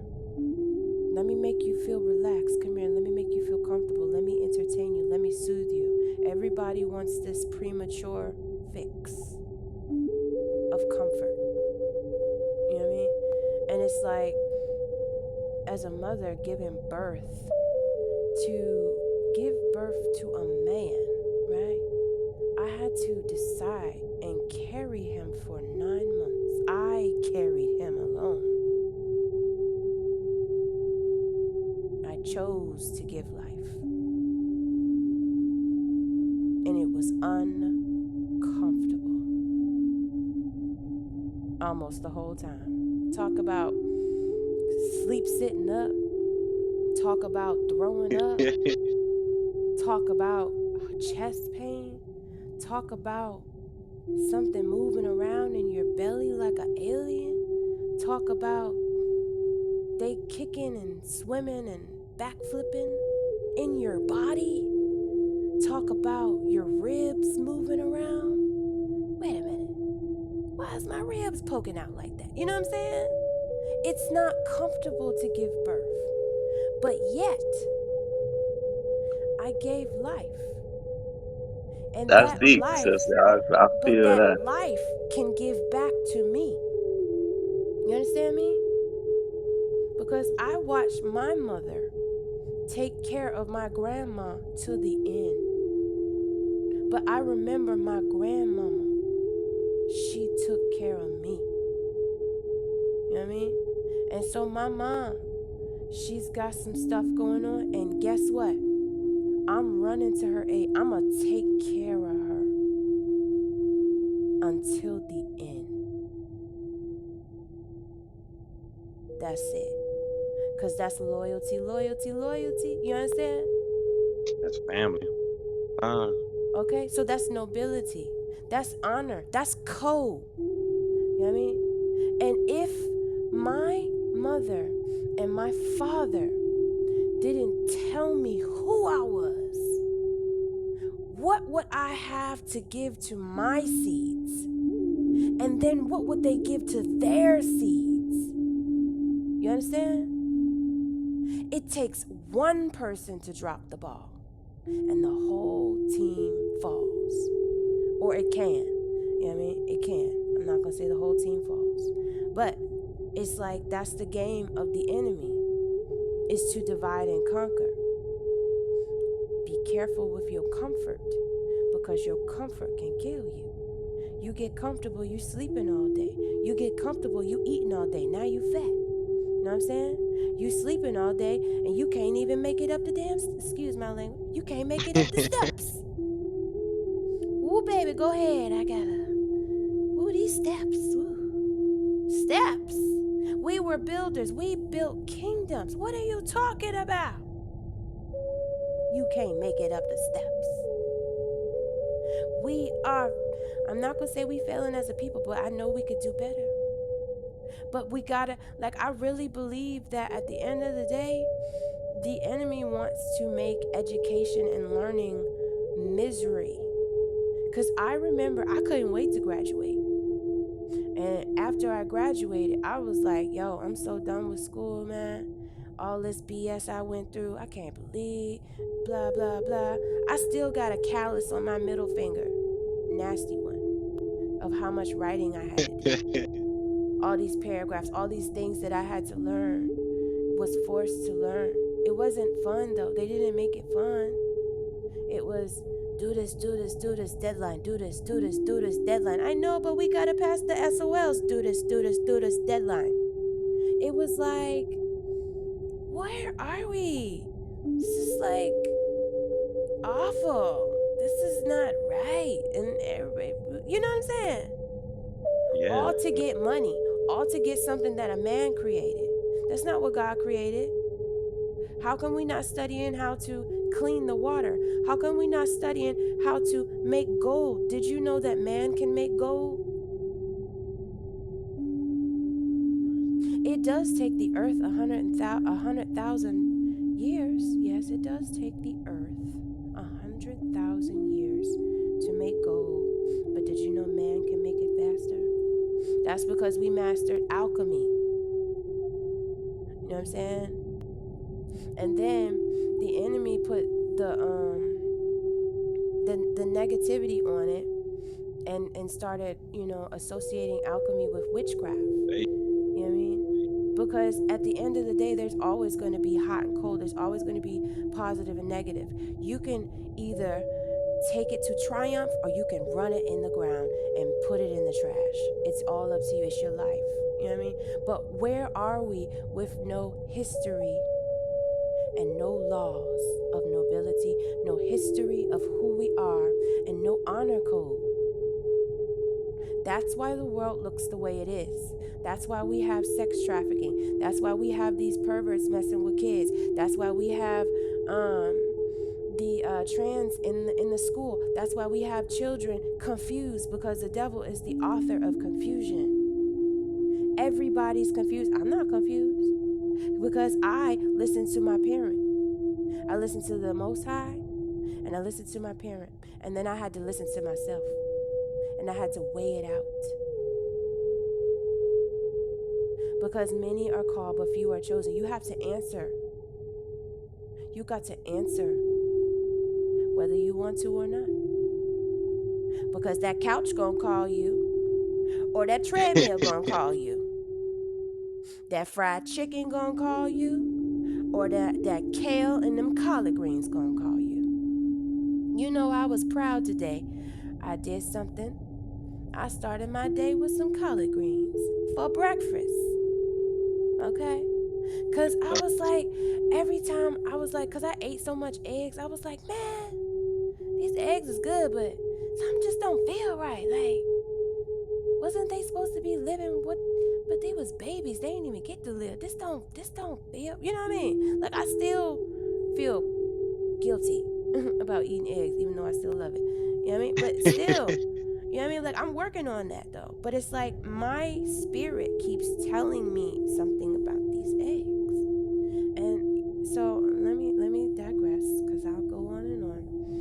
But at the end of the day, where are we without knowing the history and without knowing the law? If we don't know the law of the history of our people, where we come from, man, then the enemy wins. So at the end of the day, share the love, share the message, share the knowledge. You know what I mean? That's it. And last point is, when you do share it, don't overshare it, because then you realize that you're throwing your pearls to swine. And that was the hardest thing that I ever had to learn, was that I felt like I would be more, I realized I am more potent when I give a message and leave it and walk away. Because if a real person is really hungry, they'll seek me out and ask me, why did you say that? What did you mean by that? Well, can you tell me a little bit more? Because that's me. Everybody know me. I will voice my opinion. You know what I mean? But some people, they just, don't really care. And so it's like, you know what? You gotta meet people where they at. Give them a little bit. It's like fishing, right? You throw your line out there, get a little tug, bring it in. You ain't getting no tug, let it flow. You know what I'm saying? I'm done. Ashe. Peace, Noble Abdullah. Welcome to the World Temple, branch temple number 24 of the Moorish Science Temple of America. We are a chartered and incorporated temple, and we're teaching our people their nationality and their divine creed. Click that gray block of words up there at the top that says World Temple and join us. We here having a good old holy day. Happy holy day once again. But yeah, Noble, you definitely touched on something very, very, very, very strong. Wars and other things to it have caused us to not be able to go back, 3 or 4, more than 3 or 4 grandmas and grandpas in our family trees and heritage, and really learn who we are. So let me ask you this: have you ever dived into what Native American tribe you are from? Yes, What tribe? but what tribe? I'm gonna put monkey. That's a little newish, a little newish. I think I probably heard. No, we're one of the oldest. No, I'm saying it's new to me. Oh, I'm saying I never heard that tribe name before. It's a little newish to me. But we were in the Powhatan tribe. okay, so okay. I about to say send me some details because that's a little new to me. But yeah, so you have those type of situations where we can't go back 5, 6, 7, 8, 9, 10. At least 16 people back in our genealogy, how we're supposed to be able to do, so that way we could really, really, really see what's going on with our DNA and genealogy without having to be you know uh, going to these facilities to do the DNA research. But even though that still helps, the math and the science and all that stuff, the codifications, those type of things do help and indeed. But it's better to have the family tree.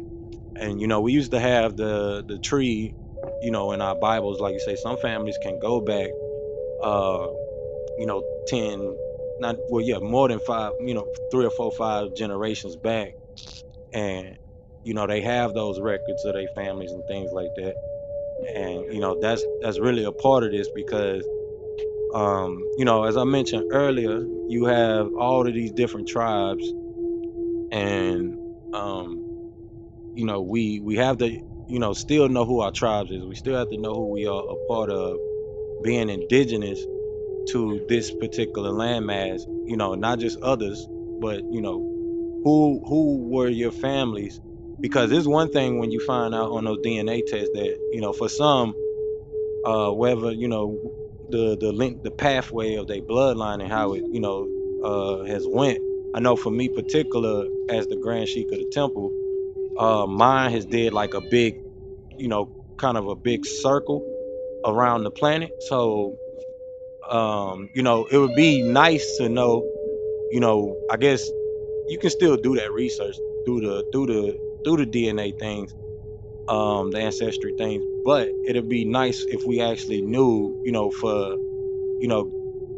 sure, for guaranteed purposes, for factual and solidified purposes, that okay, well, my genealogy goes back to this particular tribe, when my blood was, the percentage of my blood that was found here over here in Asia, over here in Europe, and we was a part of this tribe, and this is the customs and things like that. And my tribal, my great great great great great great granny or whoever it was at the time, and it's her tribal name and things like that. So for us today though, um, you know, we still have to know that, like I said, we are a nation. We do have a nationhood as a sovereign theocratic government, as the prophet set up. You know, like I said, beyond what a lot of people do tell you, because we are actual, fundamental body of the Moorish Science Temple of America.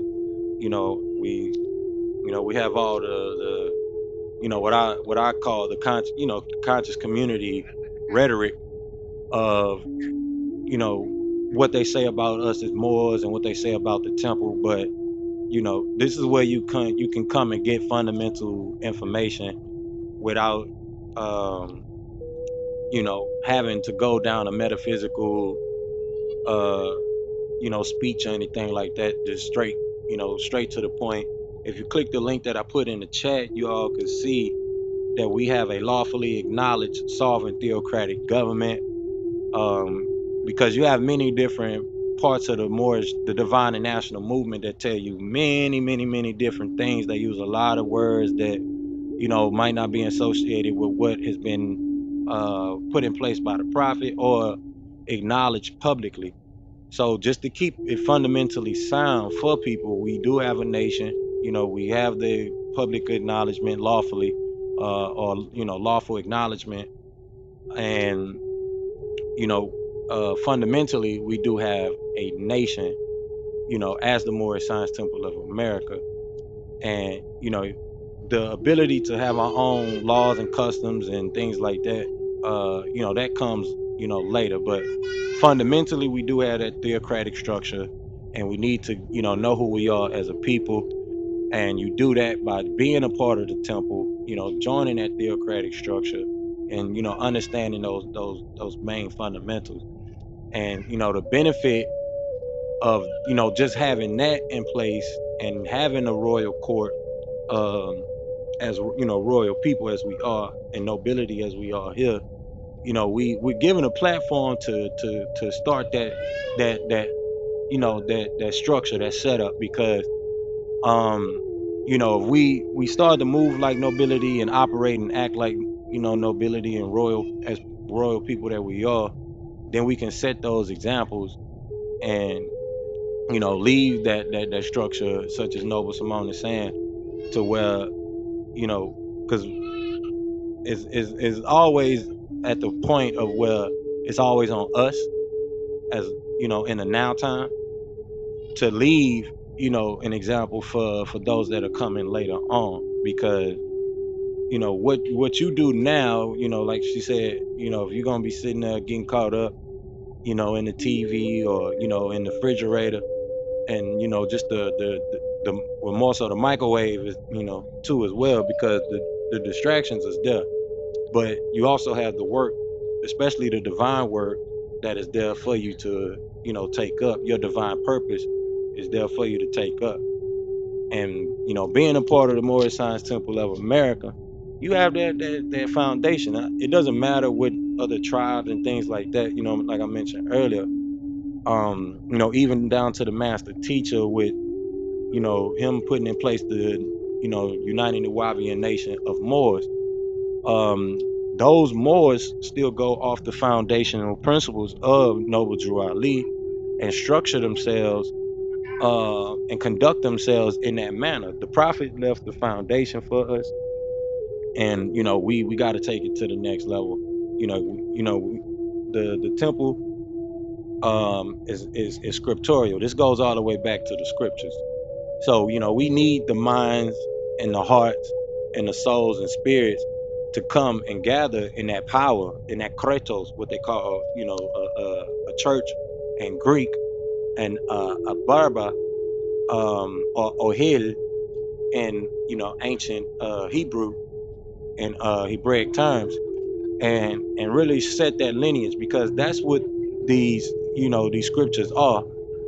They're records, they're records of your sisla, of your bloodline, your DNA, your Zara, your seed. So knowing that, you know, this is why it's important being in the Ohel, being in the Berra, because they called us, and it's funny that mentioning the Berbers, Noble Simone, as you did earlier, it's funny because they call us Berbers because the word goes back to barbaric people, and savages and beasts and things like that, right? Beast like nature people, which is totally the opposite of who we are. We're not the Goyim, right? We are the civilizers, the civilized people. We are the of the Al Umma. We are the people of the divine mother, the people of Mother Nature, or the mother tribe and mother nation. Mother, you could say mother tribe, or more better yet, the mother nation of people.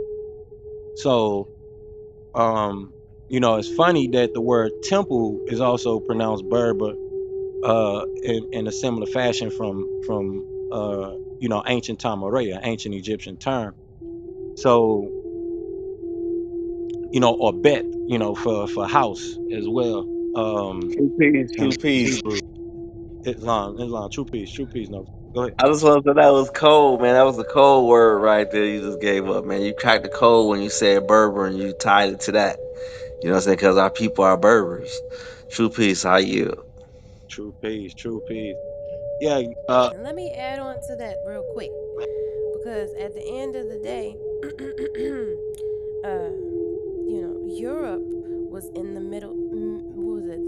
The medieval times. During that time, they believed that washing their bodies was like a sin, and that they would not clean themselves because they felt like not cleaning themselves would keep bad omens away, or like bad spirits away. And they said that a lot of the kings and the queens during that time couldn't read. A lot of the people couldn't read. There was no irrigation. And so when the Moors had came into, so-called Europe, and I believe Europe was, an African name from, I believe, Queen Europa. But anyways, at the end of the day, the science that we had mastered for a long period of time helped them get out of the dark ages. And then they started to study with us.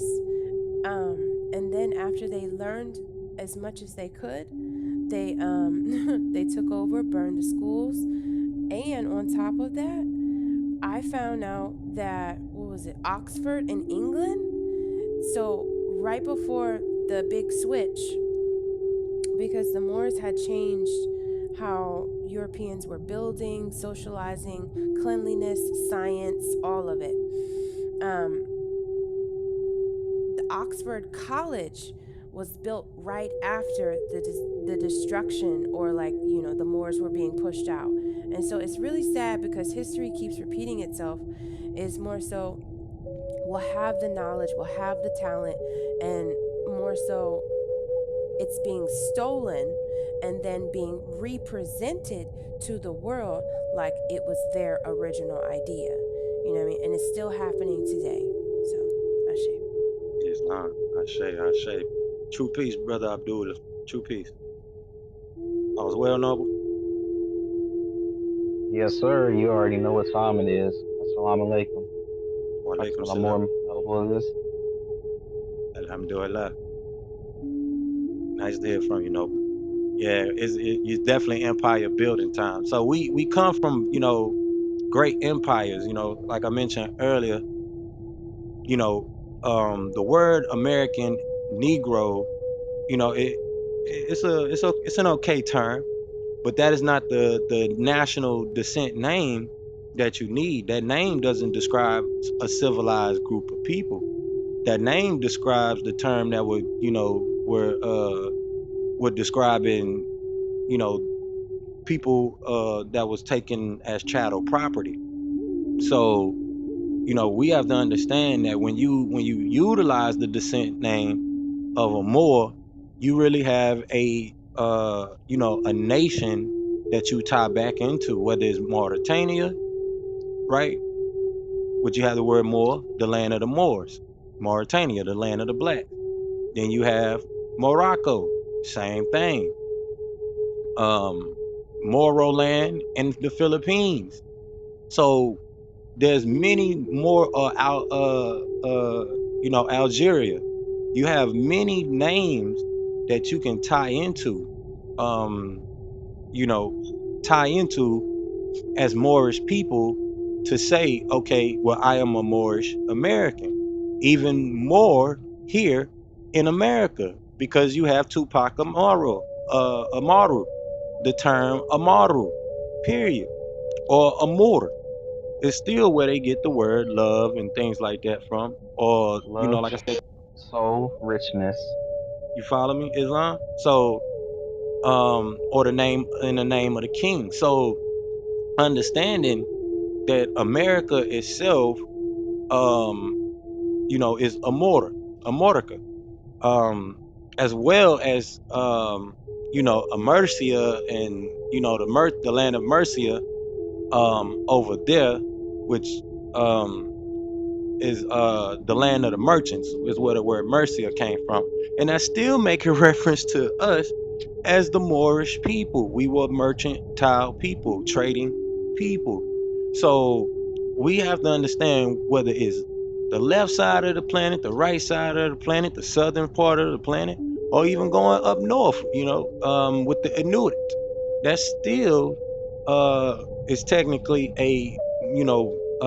those are still technically Moorish tribes of people, all tying back to the land of the sun, in the Inuit language, in their languages, in their tribal languages, it's indigenous languages of the Inuit people.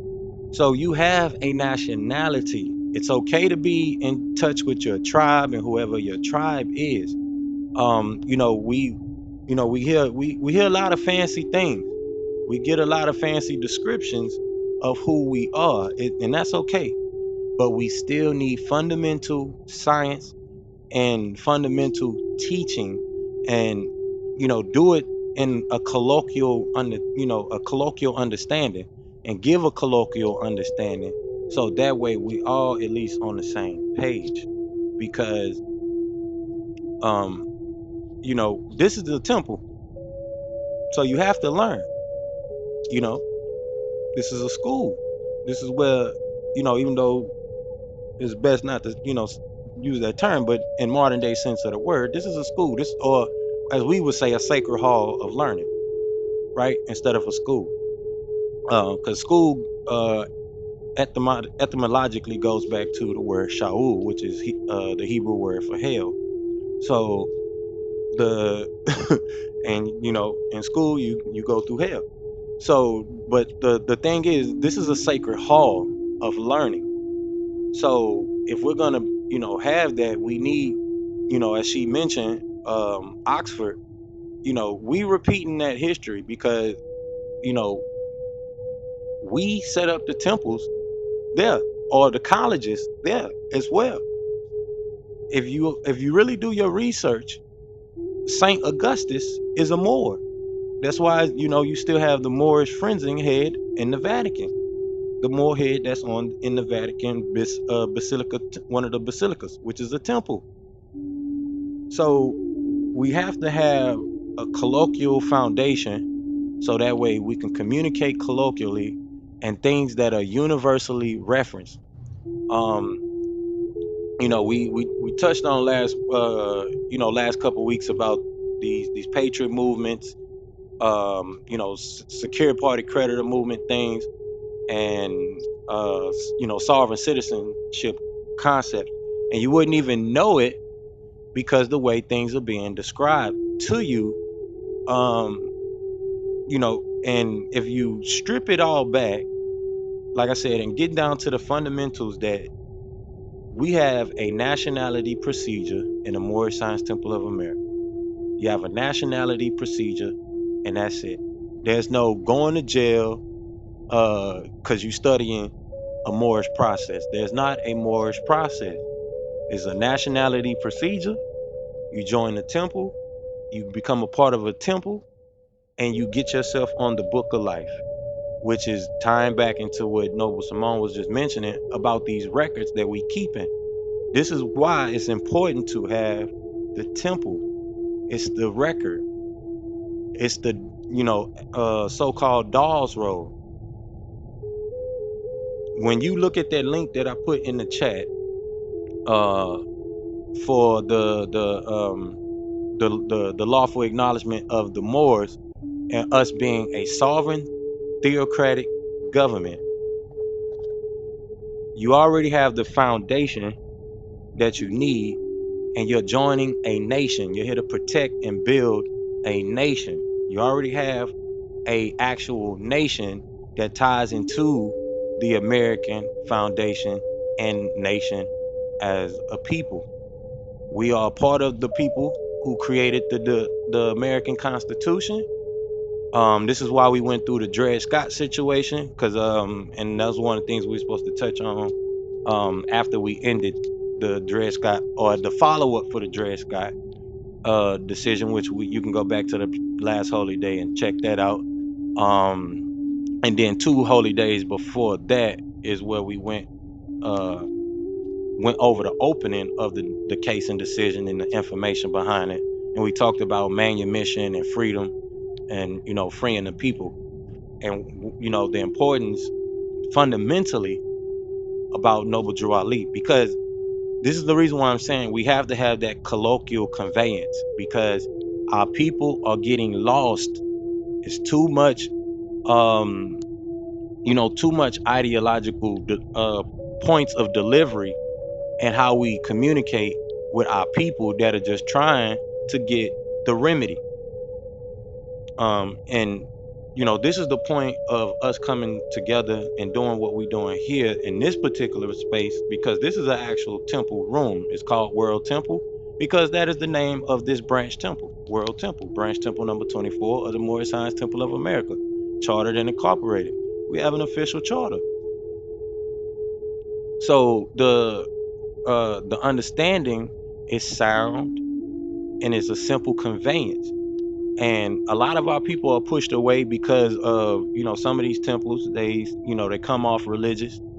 Even though we do have a religion here in the particular temple, which is the motif of Islamicism, peace, peace. Not saying that you have to be under the faith of you know being an Orthodox, what they term as an Orthodox Muslim. That's not what's being brought here. So we push people away in our conveyance of how we go about structuring these temples. This is why it's good that we have this setting where we can communicate with each other, and people are allowed to really talk to one another here on this app, because it gives you the space to really have the question and the answer type form.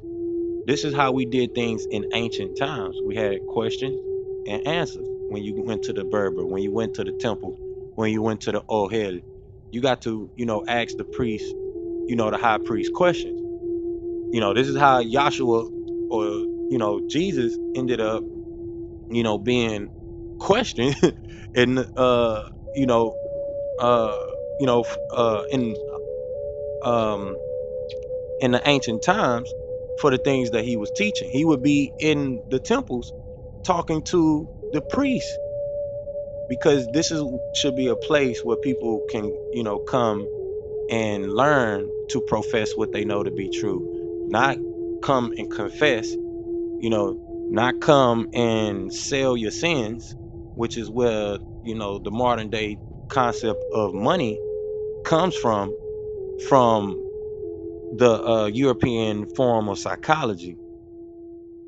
With us, we been had currency, but their form of money is based on selling your sins, and your sins will be wiped away. Your transgressions will be wiped away. Not actually, based on a principle of apologizing and redemption and things like that, um, which leads to the mess that we have today, to where we basically been living in a mercenary type of world. But nonetheless, we have what we need, and we need to have that colloquial message conveyed properly and fundamentally, because like I said, we push people away far as whether it's a paperwork process or a faith-based thing, because as we understand scripturally, we got to feed the babies with the milk. Gotta give them a little milk before we start, giving them full meats and potatoes. They can't handle the meats and potatoes. They want meats and potatoes. They need to join us on Tuesday and Thursday, and in the adapt chamber, and we handle that, in that way. So, we can really wake it up, with that. But like I said, we have to get that down packed, and that's why I put the link in the chat. Really, just that particular link. It's more proclamations and acknowledgments that are there for Moors and the Moorish Temple of America, and we have to put the prophet out front. We have to put the temple out front. One temple, one prophet, and understand that's the foundation. That is the White House of behind the movement, the divine and national movement. This is why Chicago was called the Mecca. This is why us as a temple, we're on record in Chicago. And, like I said, I really do appreciate it being a small remnant of people here as we start out, because I'm not sure how many other temples got 200 people in their membership, if y'all follow what I'm saying. It'd probably be, 30, 50 people in a room, but that don't mean it's 30, 50 members a part of that temple. Y'all follow what I mean? Versus what we're able to do today by having guest memberships, and the guests can come whenever they like, but they're always a member of the temple. And this is not the only place where we keep track of guest membership and membership, members as, the total sum. So it's more than just 250 members in the temple, and that that can grow. And Islam, go ahead. No. Pardon the body, true peace, true peace. I just had a question. Could you tell us more about the house resolution and the link that you have put in the chat? Like, what is a house solution? What is a house solution? What does that mean as far as the document that you put in the link? All right, so yeah, let's wake it up. So we're gonna read resolution 0689 right together. But then first, let's look up what house resolution means. So that way everybody's on the same page. All right, so let's see. Give me a second. Let me pull up the definition here.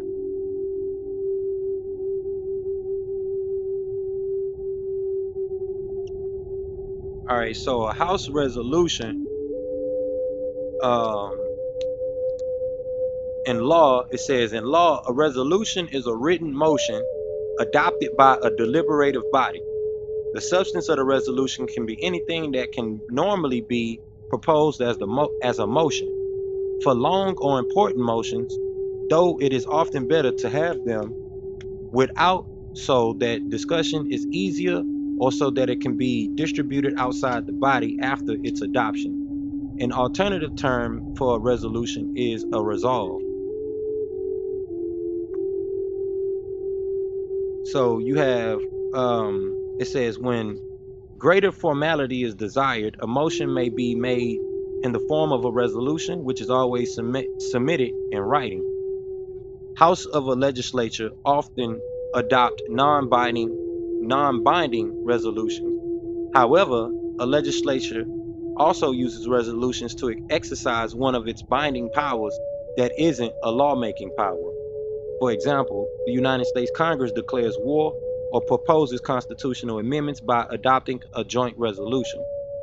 A house of a legislature can also use a resolution to exercise its specific powers, as the British House of Commons does to elect its speaker, or as the United States House of Representatives does to impeach an officer of the government.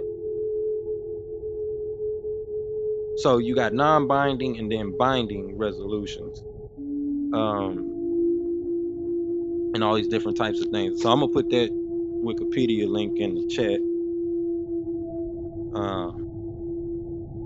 so that way you can have that. And then let's jump into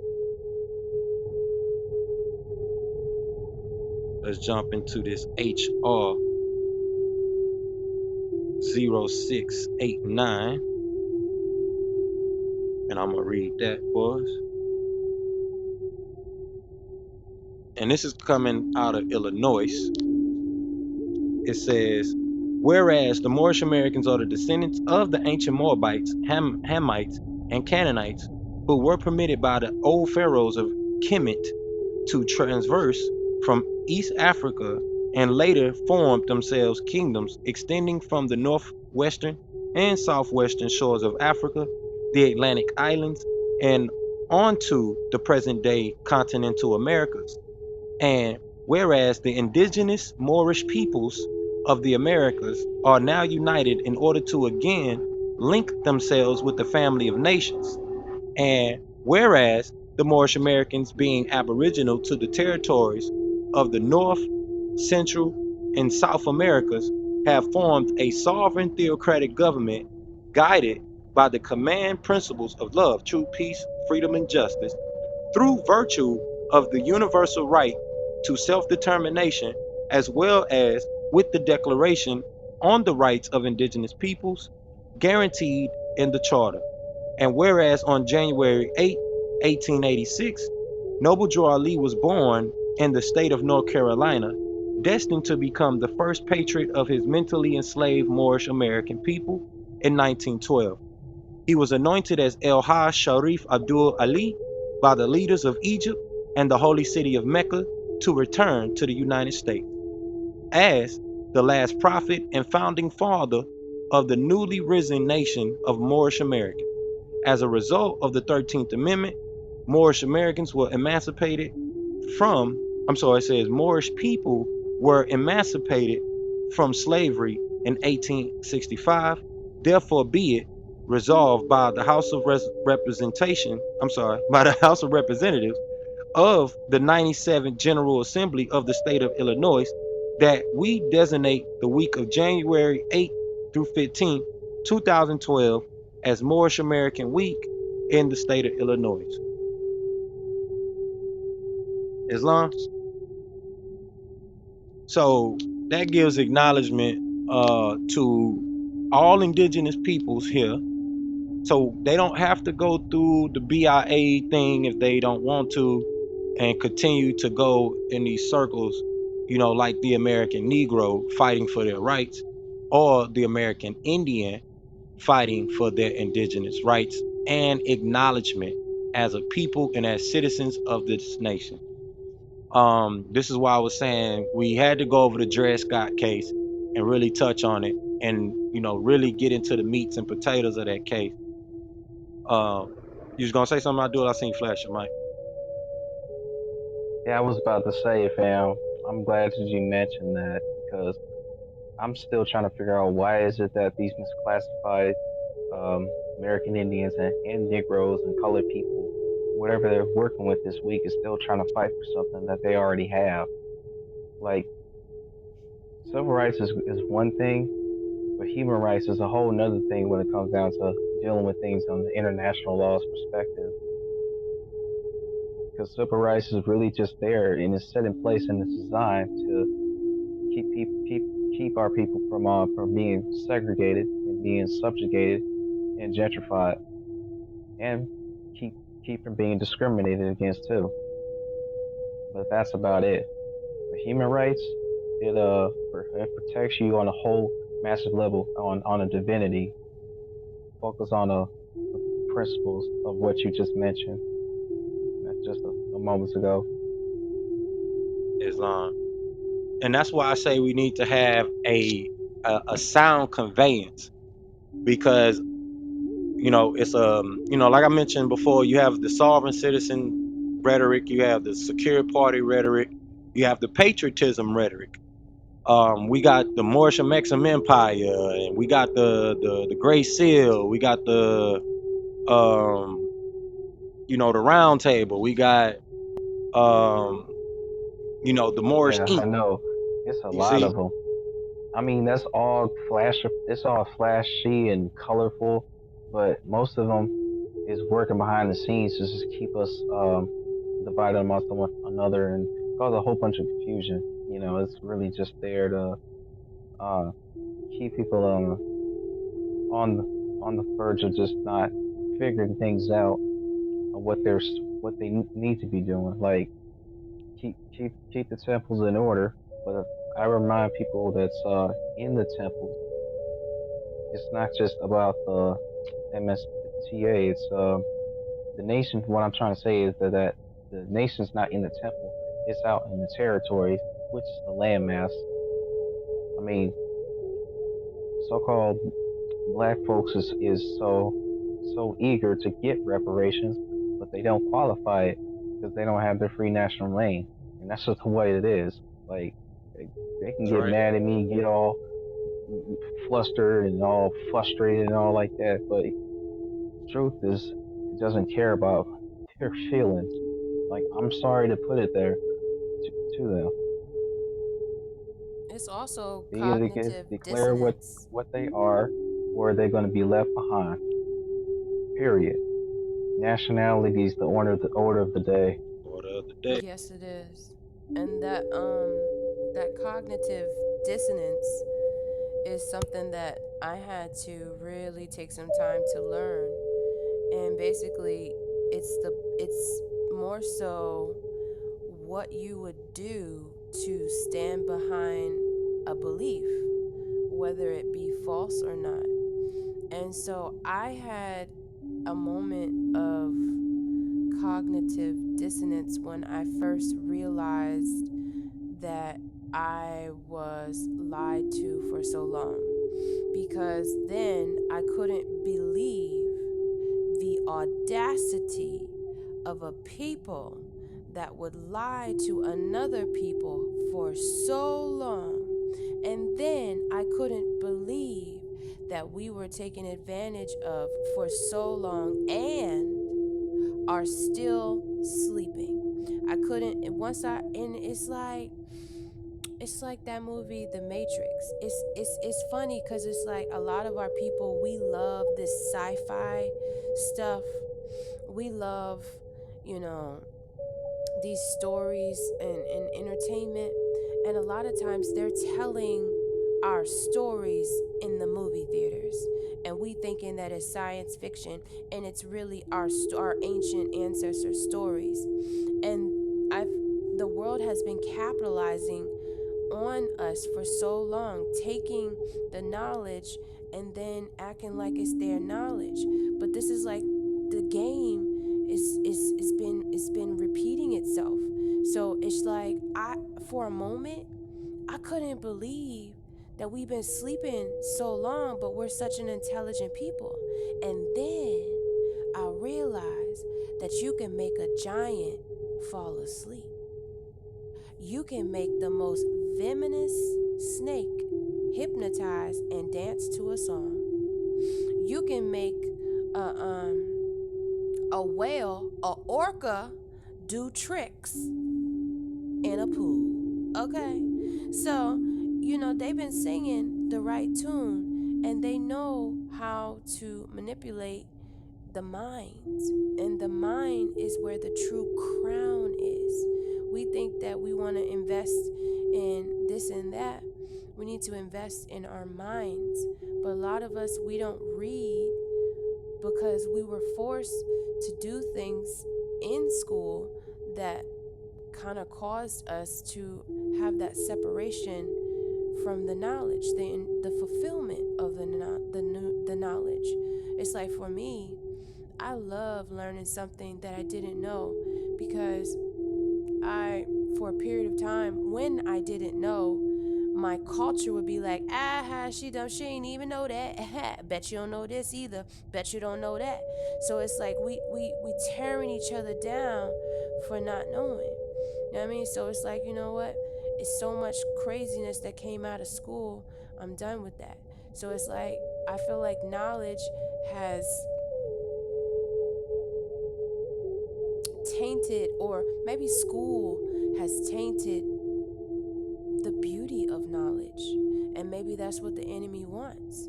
But it's like, when you call yourself black, you call yourself a color, and a crayon. It's basically an echo to those who wanted to enslave, just to check on us and make sure we still enslaved. Be like, you still calling yourself brown? You still calling yourself purple? You still calling yourself green? You deserve to be there. And it's like, if you're not curious enough to kind of reach and go further, unfortunately, they believe maybe you should be there. because you're not even reaching for anything higher. You'd rather be hypnotized, you'd rather be entertained, because they are telling you what to believe. They're telling the vision. You know what I'm saying? Television. Eyes vision. Okay? So it's like at the end of the day, many are called, but few are chosen. If you can't wake up and read between the lines, then you are sleeping. And if you want to sleep, then get more rest. You know what I mean? Because you can have it either way.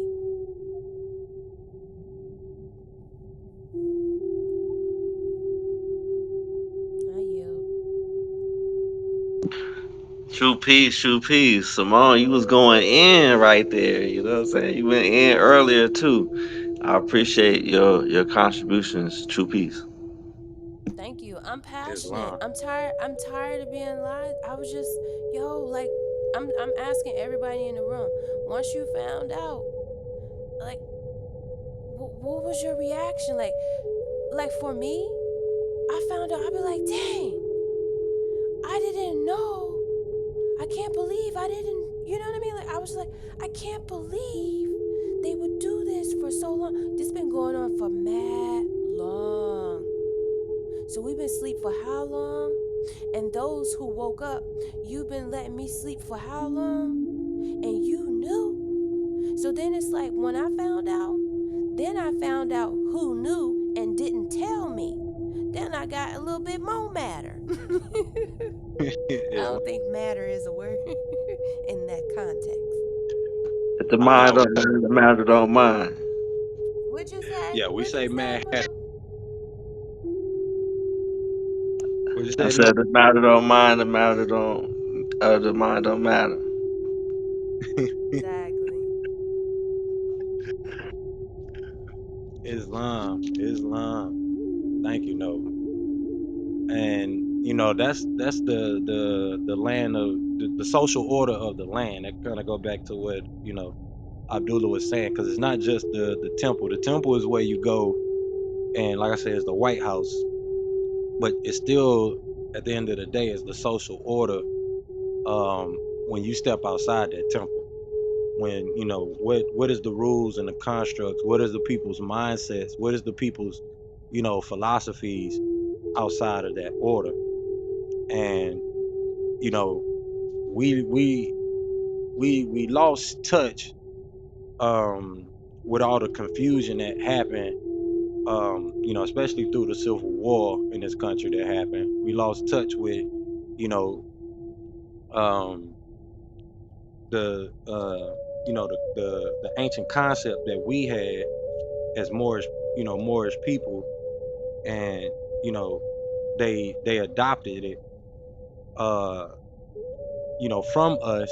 And we still don't see the lineage of it, even though you know the European has the concept God, king, and the country, which for us, you can say the Most High or God or Allah, sovereignty and land, the pursuit of happiness, uh thing.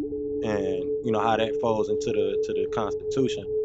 um with us being the authors of the article, not just the Constitution but also the Articles of Confederation. That is us, as a people.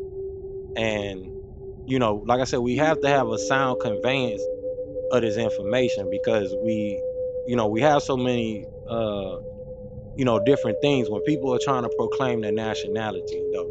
When it comes to that, we have to make it sound enough. We especially when they get the examples of how these temples operate, because it's not just, like I was saying earlier before anybody came in the room. A lot of our people, you know come across Moors that have them think that the prophet wants you to get on your knees and kiss his ring like the Pope. And that's not the case with the prophet. The prophet left us some instructions. And all the prophet asks for is his protection. Protect the prophet, and meaning the spirit, the intellect. Protect the works. of what he put in place. That means the IP, the intellectual property. You're a part of the nation. That means you have benefit. You're a beneficiary. That means you have, the authority to protect the works that's been done by your actions. This is the importance, not bowing down to the prophet and kissing his ring, like the Pope. That's not what the prophet wanted us to do. So, I really do appreciate Noble Abdullah as well, because when he said, it's not just the temple. The temple is where you go and put yourself on record. But it's one thing, once you leave this temple, not even just the, this app, but the physical buildings too. Not just the physical buildings. When you leave that spiritual gathering, who are you after that? What are you doing after that gathering? And that's what really, whips us up the butt, because I was mentioning this to a sister not even a week ago. I was like, I do everything through the temple, because if I go and get this great skill set where I learn how to be a nurse, I learn how to be a doctor, but it's not coming back to the territory of my people, it's not coming back to the land masses that we're trying to build and the fundamental things that we're trying to build economically, then we're robbing ourselves. Still, at the end of the day, we're robbing ourselves. So, you gotta have the temple, but if you don't have the treasury, which is a whole nother building, might be in the form and setting of a temple, but it's still another whole nother building on the territory, on the landmass. If we don't have a treasury, we don't have anything. If we don't have an economy, we don't have anything. So, we gotta have those roles. We gotta take up that plight and fulfill our divine purposes. Everybody have their skills, but we know the norm. We want to take out and not put back in. But how we're gonna do that and be successful as a nation of people? So you know, we have to give to ourselves, and that comes by whatever skill set it is that you have. You bring that back to your economy. You bring that back to your people, and that's solely what we're missing out on, because we don't really build Moorish cities and Moorish towns as we did in the past. As Noble Simone was mentioning, we got caught up in the whole microwave development, the wood and the plow, and not utilizing the mud, making the bricks, putting our fingers in the mud, and really connecting with nature, getting our feet in the mud, and or doing the echo shaping as we did with some of these pueblos and things like that. And technically, for the record, we are the ones who built the pueblos. So I said we got to make the conveyance sound for people, so that they appreciate the messages that they're getting, to where it don't make them feel like they're in a romanticized church, in a Roman church, or a barbaric mosque. Like I say, because that's the term for the Arabs. And wake it up, because the slave trades, it was more than one, and we have to understand that Muslims are the ones who started this slave trade, claiming to be Muslims.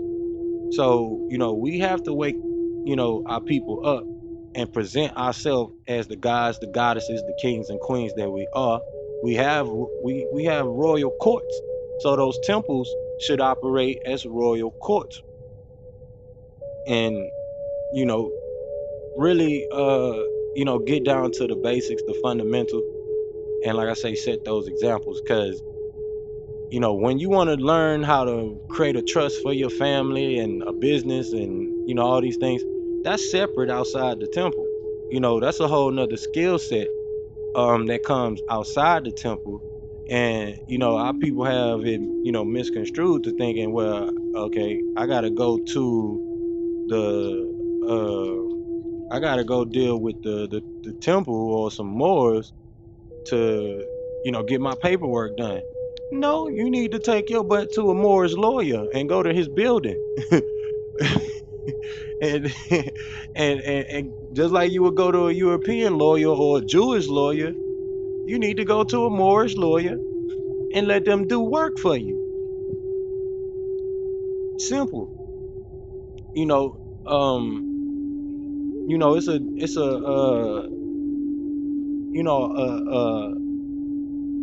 whole twist up when, they thinking that, they gonna get this sovereignty package thing, and that's supposed to, give them, entitlement to the Moorish honors. Like I said, me being a witness of, being in Chicago, being in Cook County, and, being escorted. I say this all the time. And brother, Raheem here, he was there, he was with me, he's a witness of, how us as Moors, the ones that actually are part of the temple and, on record in Cook County, we noticed the major difference, especially me growing up in, the conscious community or surrounded by it, and the patriot movements, and, people that's involved with, just uh trying to figure out this law thing. you know I seen firsthand, I'm a firsthand witness of the total difference of doing paperwork as a Moor and putting your, your nationality on record and things like that, and, you doing your your proclamation or whatever it is you want to, call your paperwork, or whatever it is they call their paperwork. There's a major difference proclaiming your nationality in a registered temple that's, or a temple that's on record, not, because some they have, you have your issues with people that with the word registered, but a temple that's on record. And that's another thing about these patriot movements and sovereign citizenship movements. It's hard for people to even speak freely in layman terms anymore because of, they caught up in, they thinking legalese has something to do with regular language, and it don't.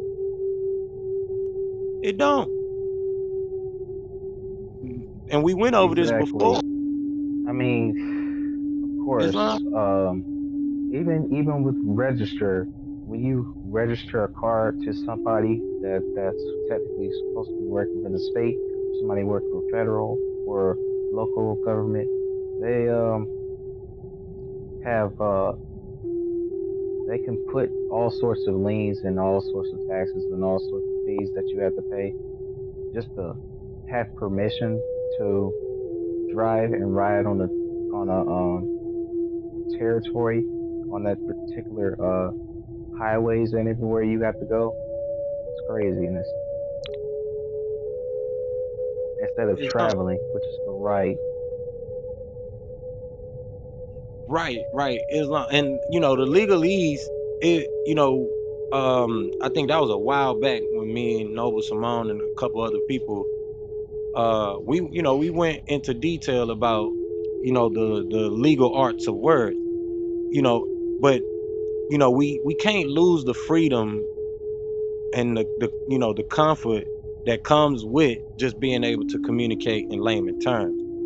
Um, you know, that's one thing, but that's another art in itself that, you know, like I was saying earlier, you build those skills and then you bring it back to your community, you bring it back to your people.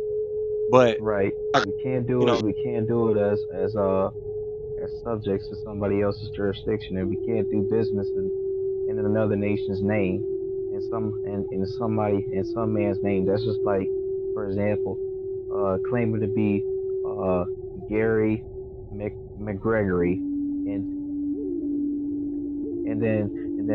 or Smith or Jones Johnson, some Irish name. right, It's like, it was saying is- it's state property. right, most definitely. So you want to learn the arts, You want to learn these skill sets, and like I said, go to a Moorish lawyer, become Moorish lawyers, become Moorish jurists, become Moorish judges. We have we have people that are highly skilled in the law, in the in the legalese, and the study of the law, and the study of jurisprudence, the science of the law. But do not become a part of the temple or active in the temple. They might be a part of a temple, or they might have a Moorish name, but they're not active in the temple. They're not active in the body. Because now that's one thing about the temple. Like I said, it is a royal court. So it is a tribunal. But like I said, I was saying, I noticed the major difference from being in that particular space with the paperwork pushing versus with me and Noble Rahim, Noble Mo, in the room, Mo Life, going to a temple that's on record in Cook County that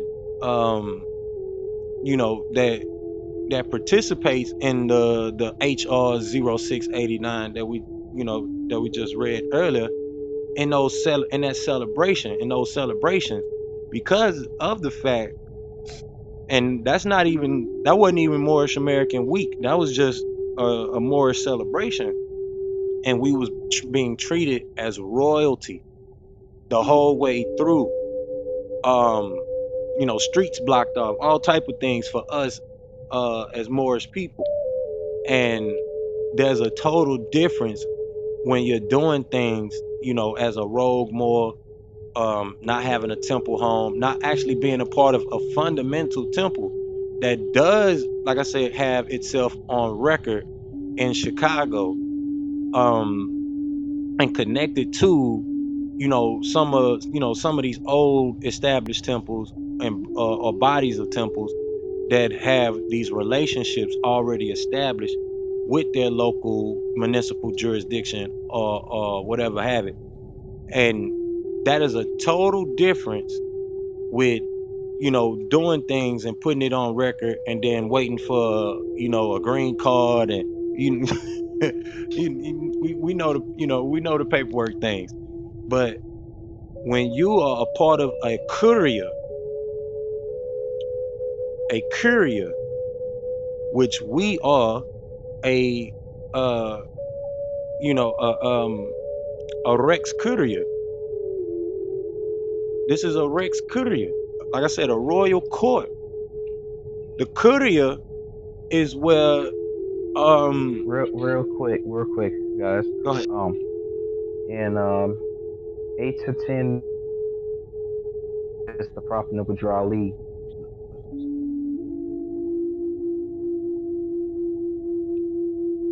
I think you're breaking up. I don't know, could y'all hear? Hello? Yeah, hear True me? peace, true peace, true peace. Prophet Ali's birthday in within 8 to 10 days. Earth strong, solar return.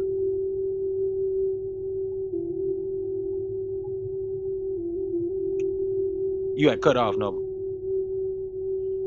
Or was you were saying Noble? What about Noble Drew Ali birthday? His birthday is in 8 to 10 days. Oh yeah, right. That's right. Islam. That's right. That's right. Yeah, that's why they have Moorish American Week around this time. So we want to give honors to the prophet. That's uh that's why it's important that when we do chambers every year, is like I said, it's important to get around active Moors, because there's a total difference being in a royal council and a royal court, um, than doing things that you know outside the scope of the procedures that are in place for you, as a people, because you like I said, you have the resources that are they're beyond a shadow of a doubt, and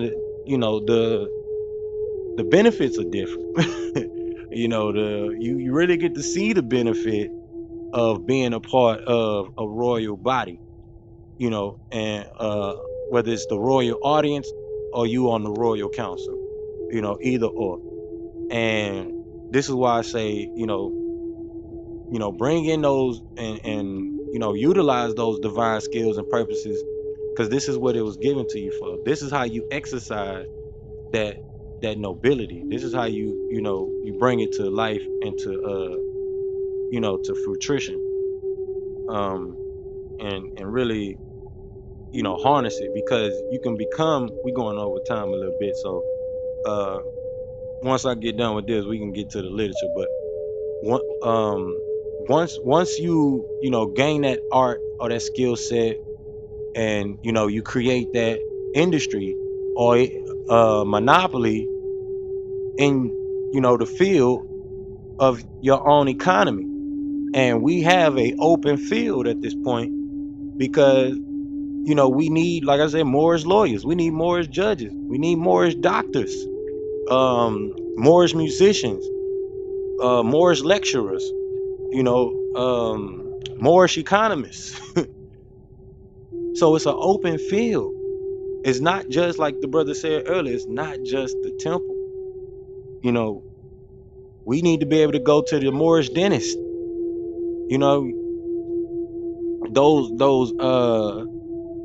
Those industries are there. They're wide open.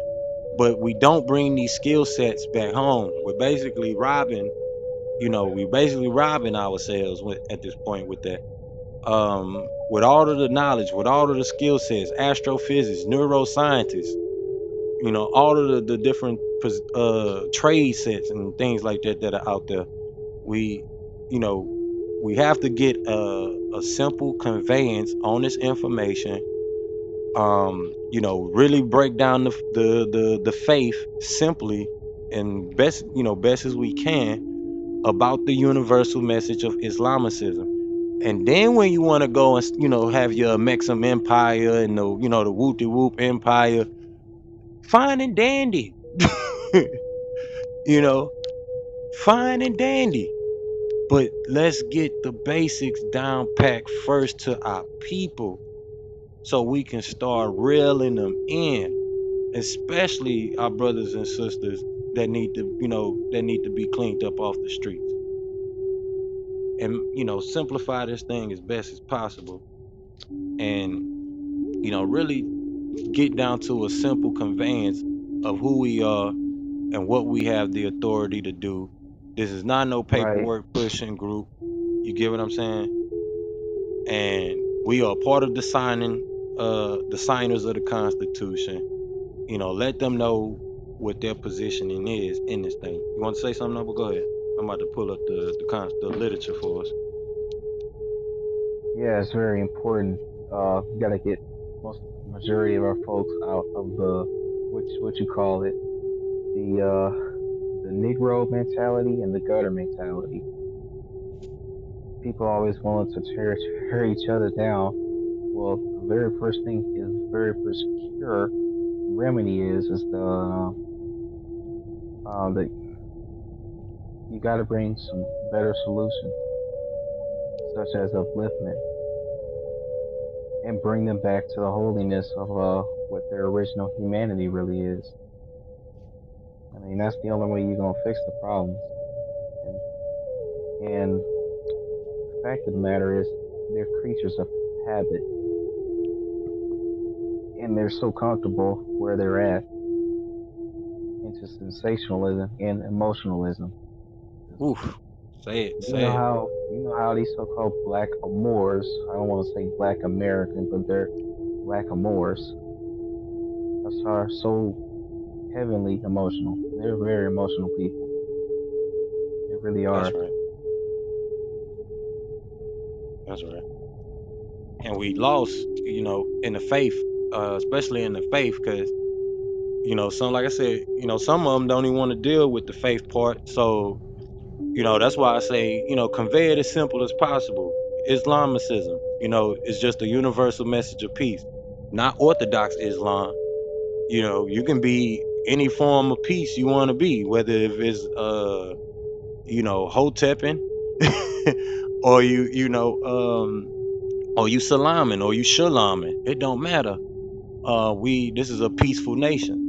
And the word Muslim, that's just the title of, saying you of the nation of peace. That's it.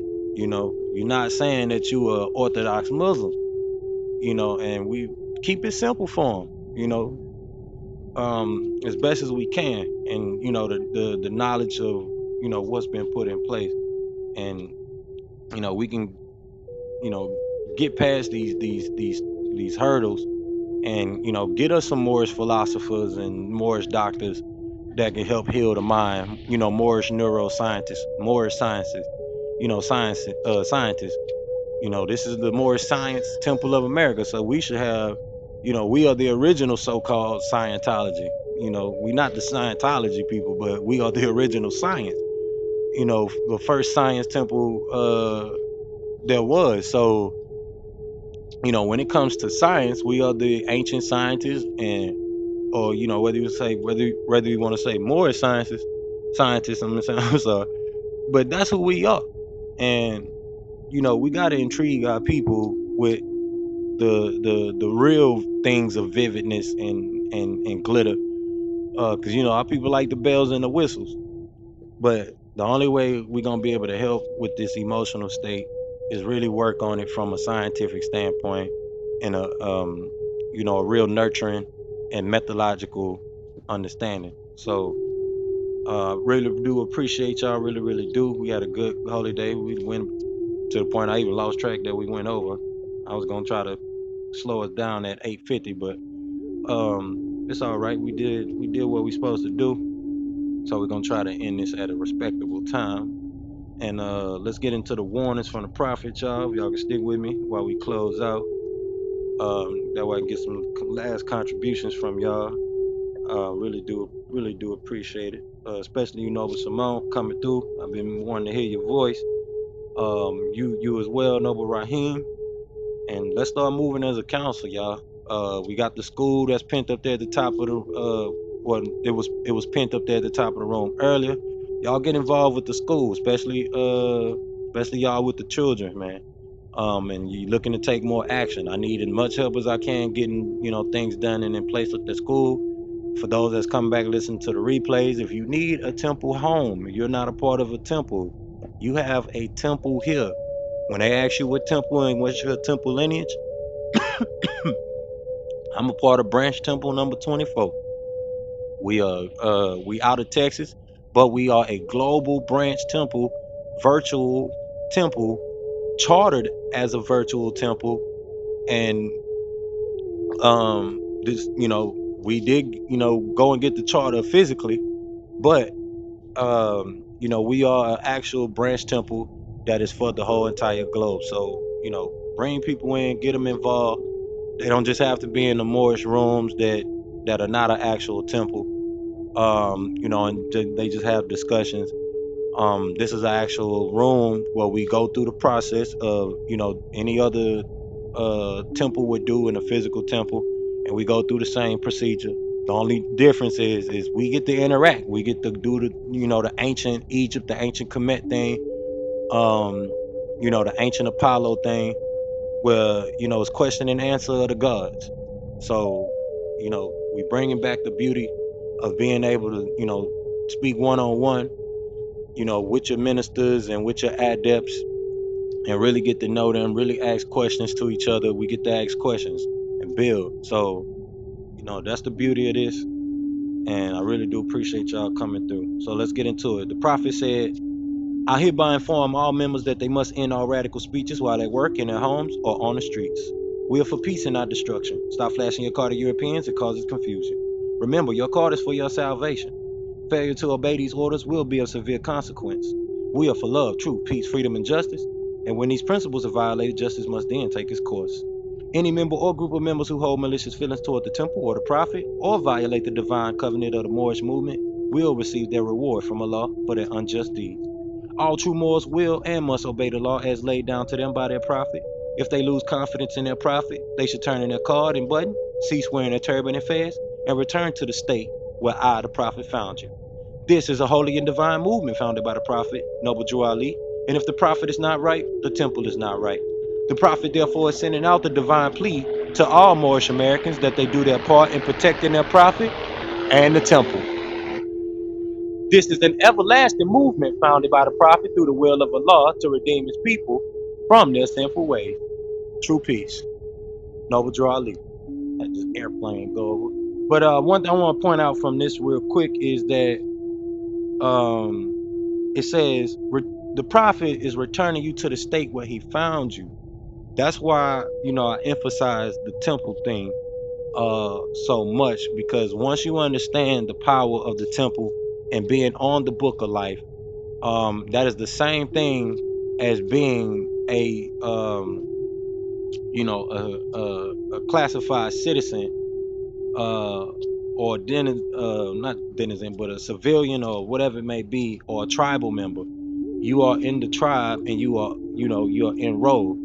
And this is why, each temple, with their grand sheik can set up their own customs, because that grand sheik is pretty much your chief. Same thing. And you can have that as a custom in your temple. But when it comes to the Friday gathering, he becomes your sheik, your temple leader. He leads the temple and the message, that's conveyed on that Friday. Islam. So let's get to this last warning, y'all, and then we're gonna go to the prayer and close it out.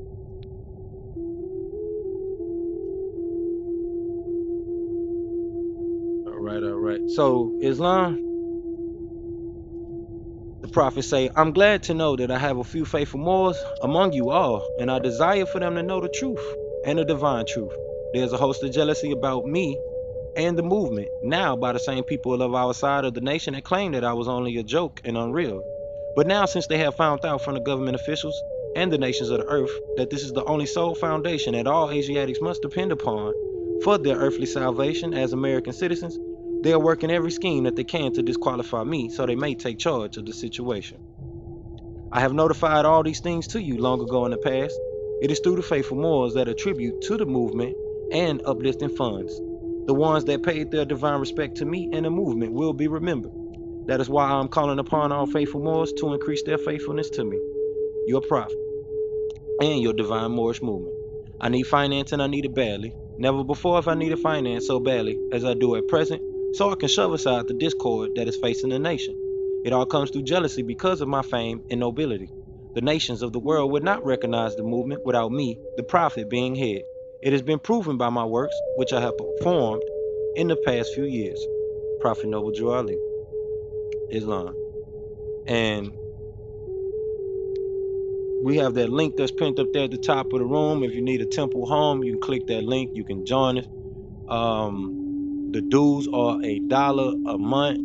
That is after you go through your next holy day ceremony. So just pin that link, save it, and keep it. If you're already a member of the Moorish Science Temple of America, but you don't have a temple home, you can join us here, and feel free to go ahead and join the royal court. And it's only $1 way, much less than a coffee, and what you spend, through your whole entire month. So I'm gonna add this on real quick too as well, because this is for the members of the temple that are already members. I want to read this. Should have read this before I did the warnings, but I'm gonna do it real quick. Islam, the prophet say, this is the instructions from your prophet Noble Drew Ali. Be faithful unto your forefathers' divine and national creed, that you will be blessed for your good deeds that you sow in the flesh. Allah is the one that judges the world, and his judgment is now on. But the weak can comprehend it not. The end of time is drawing near, so says Allah, to his divine prophet, I Noble Drew Ali, and that is why many hearts have been turned to stone, and many have eyes to see, but cannot see, ears to hear, but cannot hear, lest they would be confounded of their sins. These are the trying hours now, dear Moors, and every evil spirit is moving, and they are trying every weak mind to overthrow and drag out the true foundation that has been laid, and to cause confusion in the minds of the ones that do believe. But if you have the true love of Allah and the spirit of your forefathers, You fear not what you hear or see, but will sacrifice the utmost of your very life to protect your movement and your prophet. Watch your enemies, dear Moors. Your enemies are the ones that speak against your prophet and ridicule him to the very lowest, and the ones that speak against your divine and national principles of your temples. Act accordingly, and Allah will bless you for your good work. True peace, your divine prophet, Noble Drew Ali. All right. True peace, y'all. Anybody want to make any last contributions before we head out? And True read this peace, prayer? true peace. True peace, Noble. True peace. Rob, True peace. True peace, Abdullah. I didn't give you my greetings and my love. I just wanted to say true peace to you. Man, this was a really good build today on the holy day, Friday, the day that man was made. you breaking up, Noble. I You breaking want up. to. Uh, you clear now. Go ahead. I was saying that I wanna give honors to the fact that man was created on the holy day, which was Friday, and I just want to say that nationality is the order of the day, and man and Allah is one and the same. True peace. True peace. Islam. I want to give honors to the Most High, upon what the Allah. I want to give honors to the Prophet. Um, I want to give honors to all of y'all in here today for being here. Y'all could be anywhere in the world, but y'all here with the Grand Sheik, Dr. Lawiy. Anybody want to make any last contributions before we close out? I want to give honors to everything Moorish too. Before that, go ahead, y'all. Who want to make any last contributions? Anybody else? Thank you all for being faithful. Islam. Got to stick to Act 7, Noble. Got to earn that name, faithful. Islam. Thank you. You see, that's how you know when you're doing the work. You got to earn the name, faithful. That's why I say all members must attend their meetings and become part and parcel of all uplifting acts of the Moorish Science Temple of America. Members must pay their dues and keep in line with all necessities of the Moorish Science Temple of America. Then you are entitled to the name of faithful. Islam. So that means you got to put in some work. You got to pay your dues. And I appreciate that acknowledgement, Noble, and that and much honors to you. Honors to all things Moorish. Noble, I duly want to make any last contributions before we go into the prayer. If not, it's okay.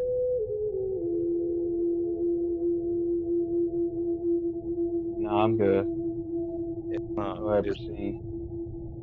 it was great. It was great. It was great. I said it was great to have you here.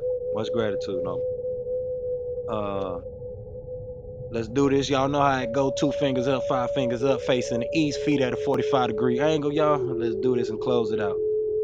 Y'all have a wonderful, wonderful holy day. Enjoy y'all time with y'all children and families. I'm about to close it out and get back to doing the work for next week and prepare my mind for next holy day. Y'all can join me Sunday for newcomers gathering. If you go back and please go back and listen to them replays. Them replays is there for y'all to learn. Especially during these gatherings, we just constantly giving out information. We communicating and giving teaching as we go. So go back and click on that Civics 101 link so that way you can get yourself enrolled and put on the temple's books of life. Because like we mentioned earlier, being a part of a temple is being a part of a sacred hall of learning. And not to say school, but it is a school district for us. And it's also a way to really establish the jurisdictions that we have as the Moorish Science Temple of America is through the districts of the school. That's how we done it in the past. That's how it's still being done today in these cities. The school in your neighborhood is its own jurisdiction, and that's why you got to pay, the school tax and all that.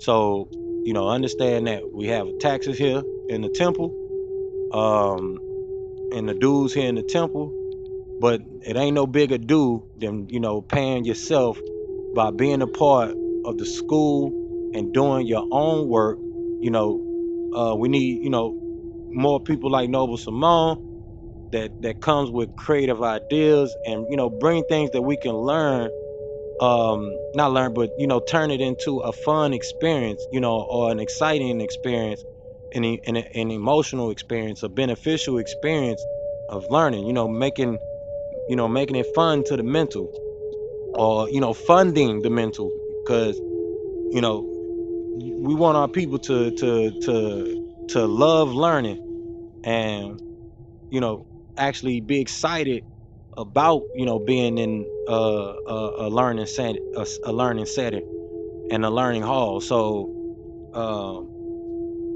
y'all go back and click that that Civics 101 link, join this, the school. Let's help build it.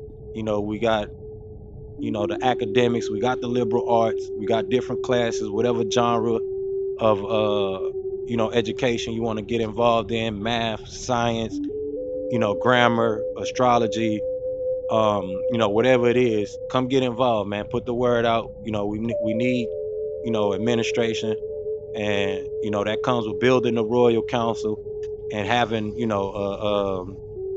an education department, just like back in the day we had the manufacturing department and other different departments of the Moorish Science Temple of America. You had different associations and things like that that was established that are no longer around because we have lost our touch with establishing Moorish business. So with that, y'all, let's get into this prayer. Like I said, y'all know how it go: 2 fingers up, 5 fingers up, facing the east, feet at a 45-degree angle. Y'all can say it with me if you like. Allah, the Father of the universe, the Father of love, truth, peace, freedom, and justice. Allah is my protector, my guide, and my salvation, by night and by day, through his holy prophet, Noble Drew Ali. Amen. Islam, y'all. Much love. Wadu.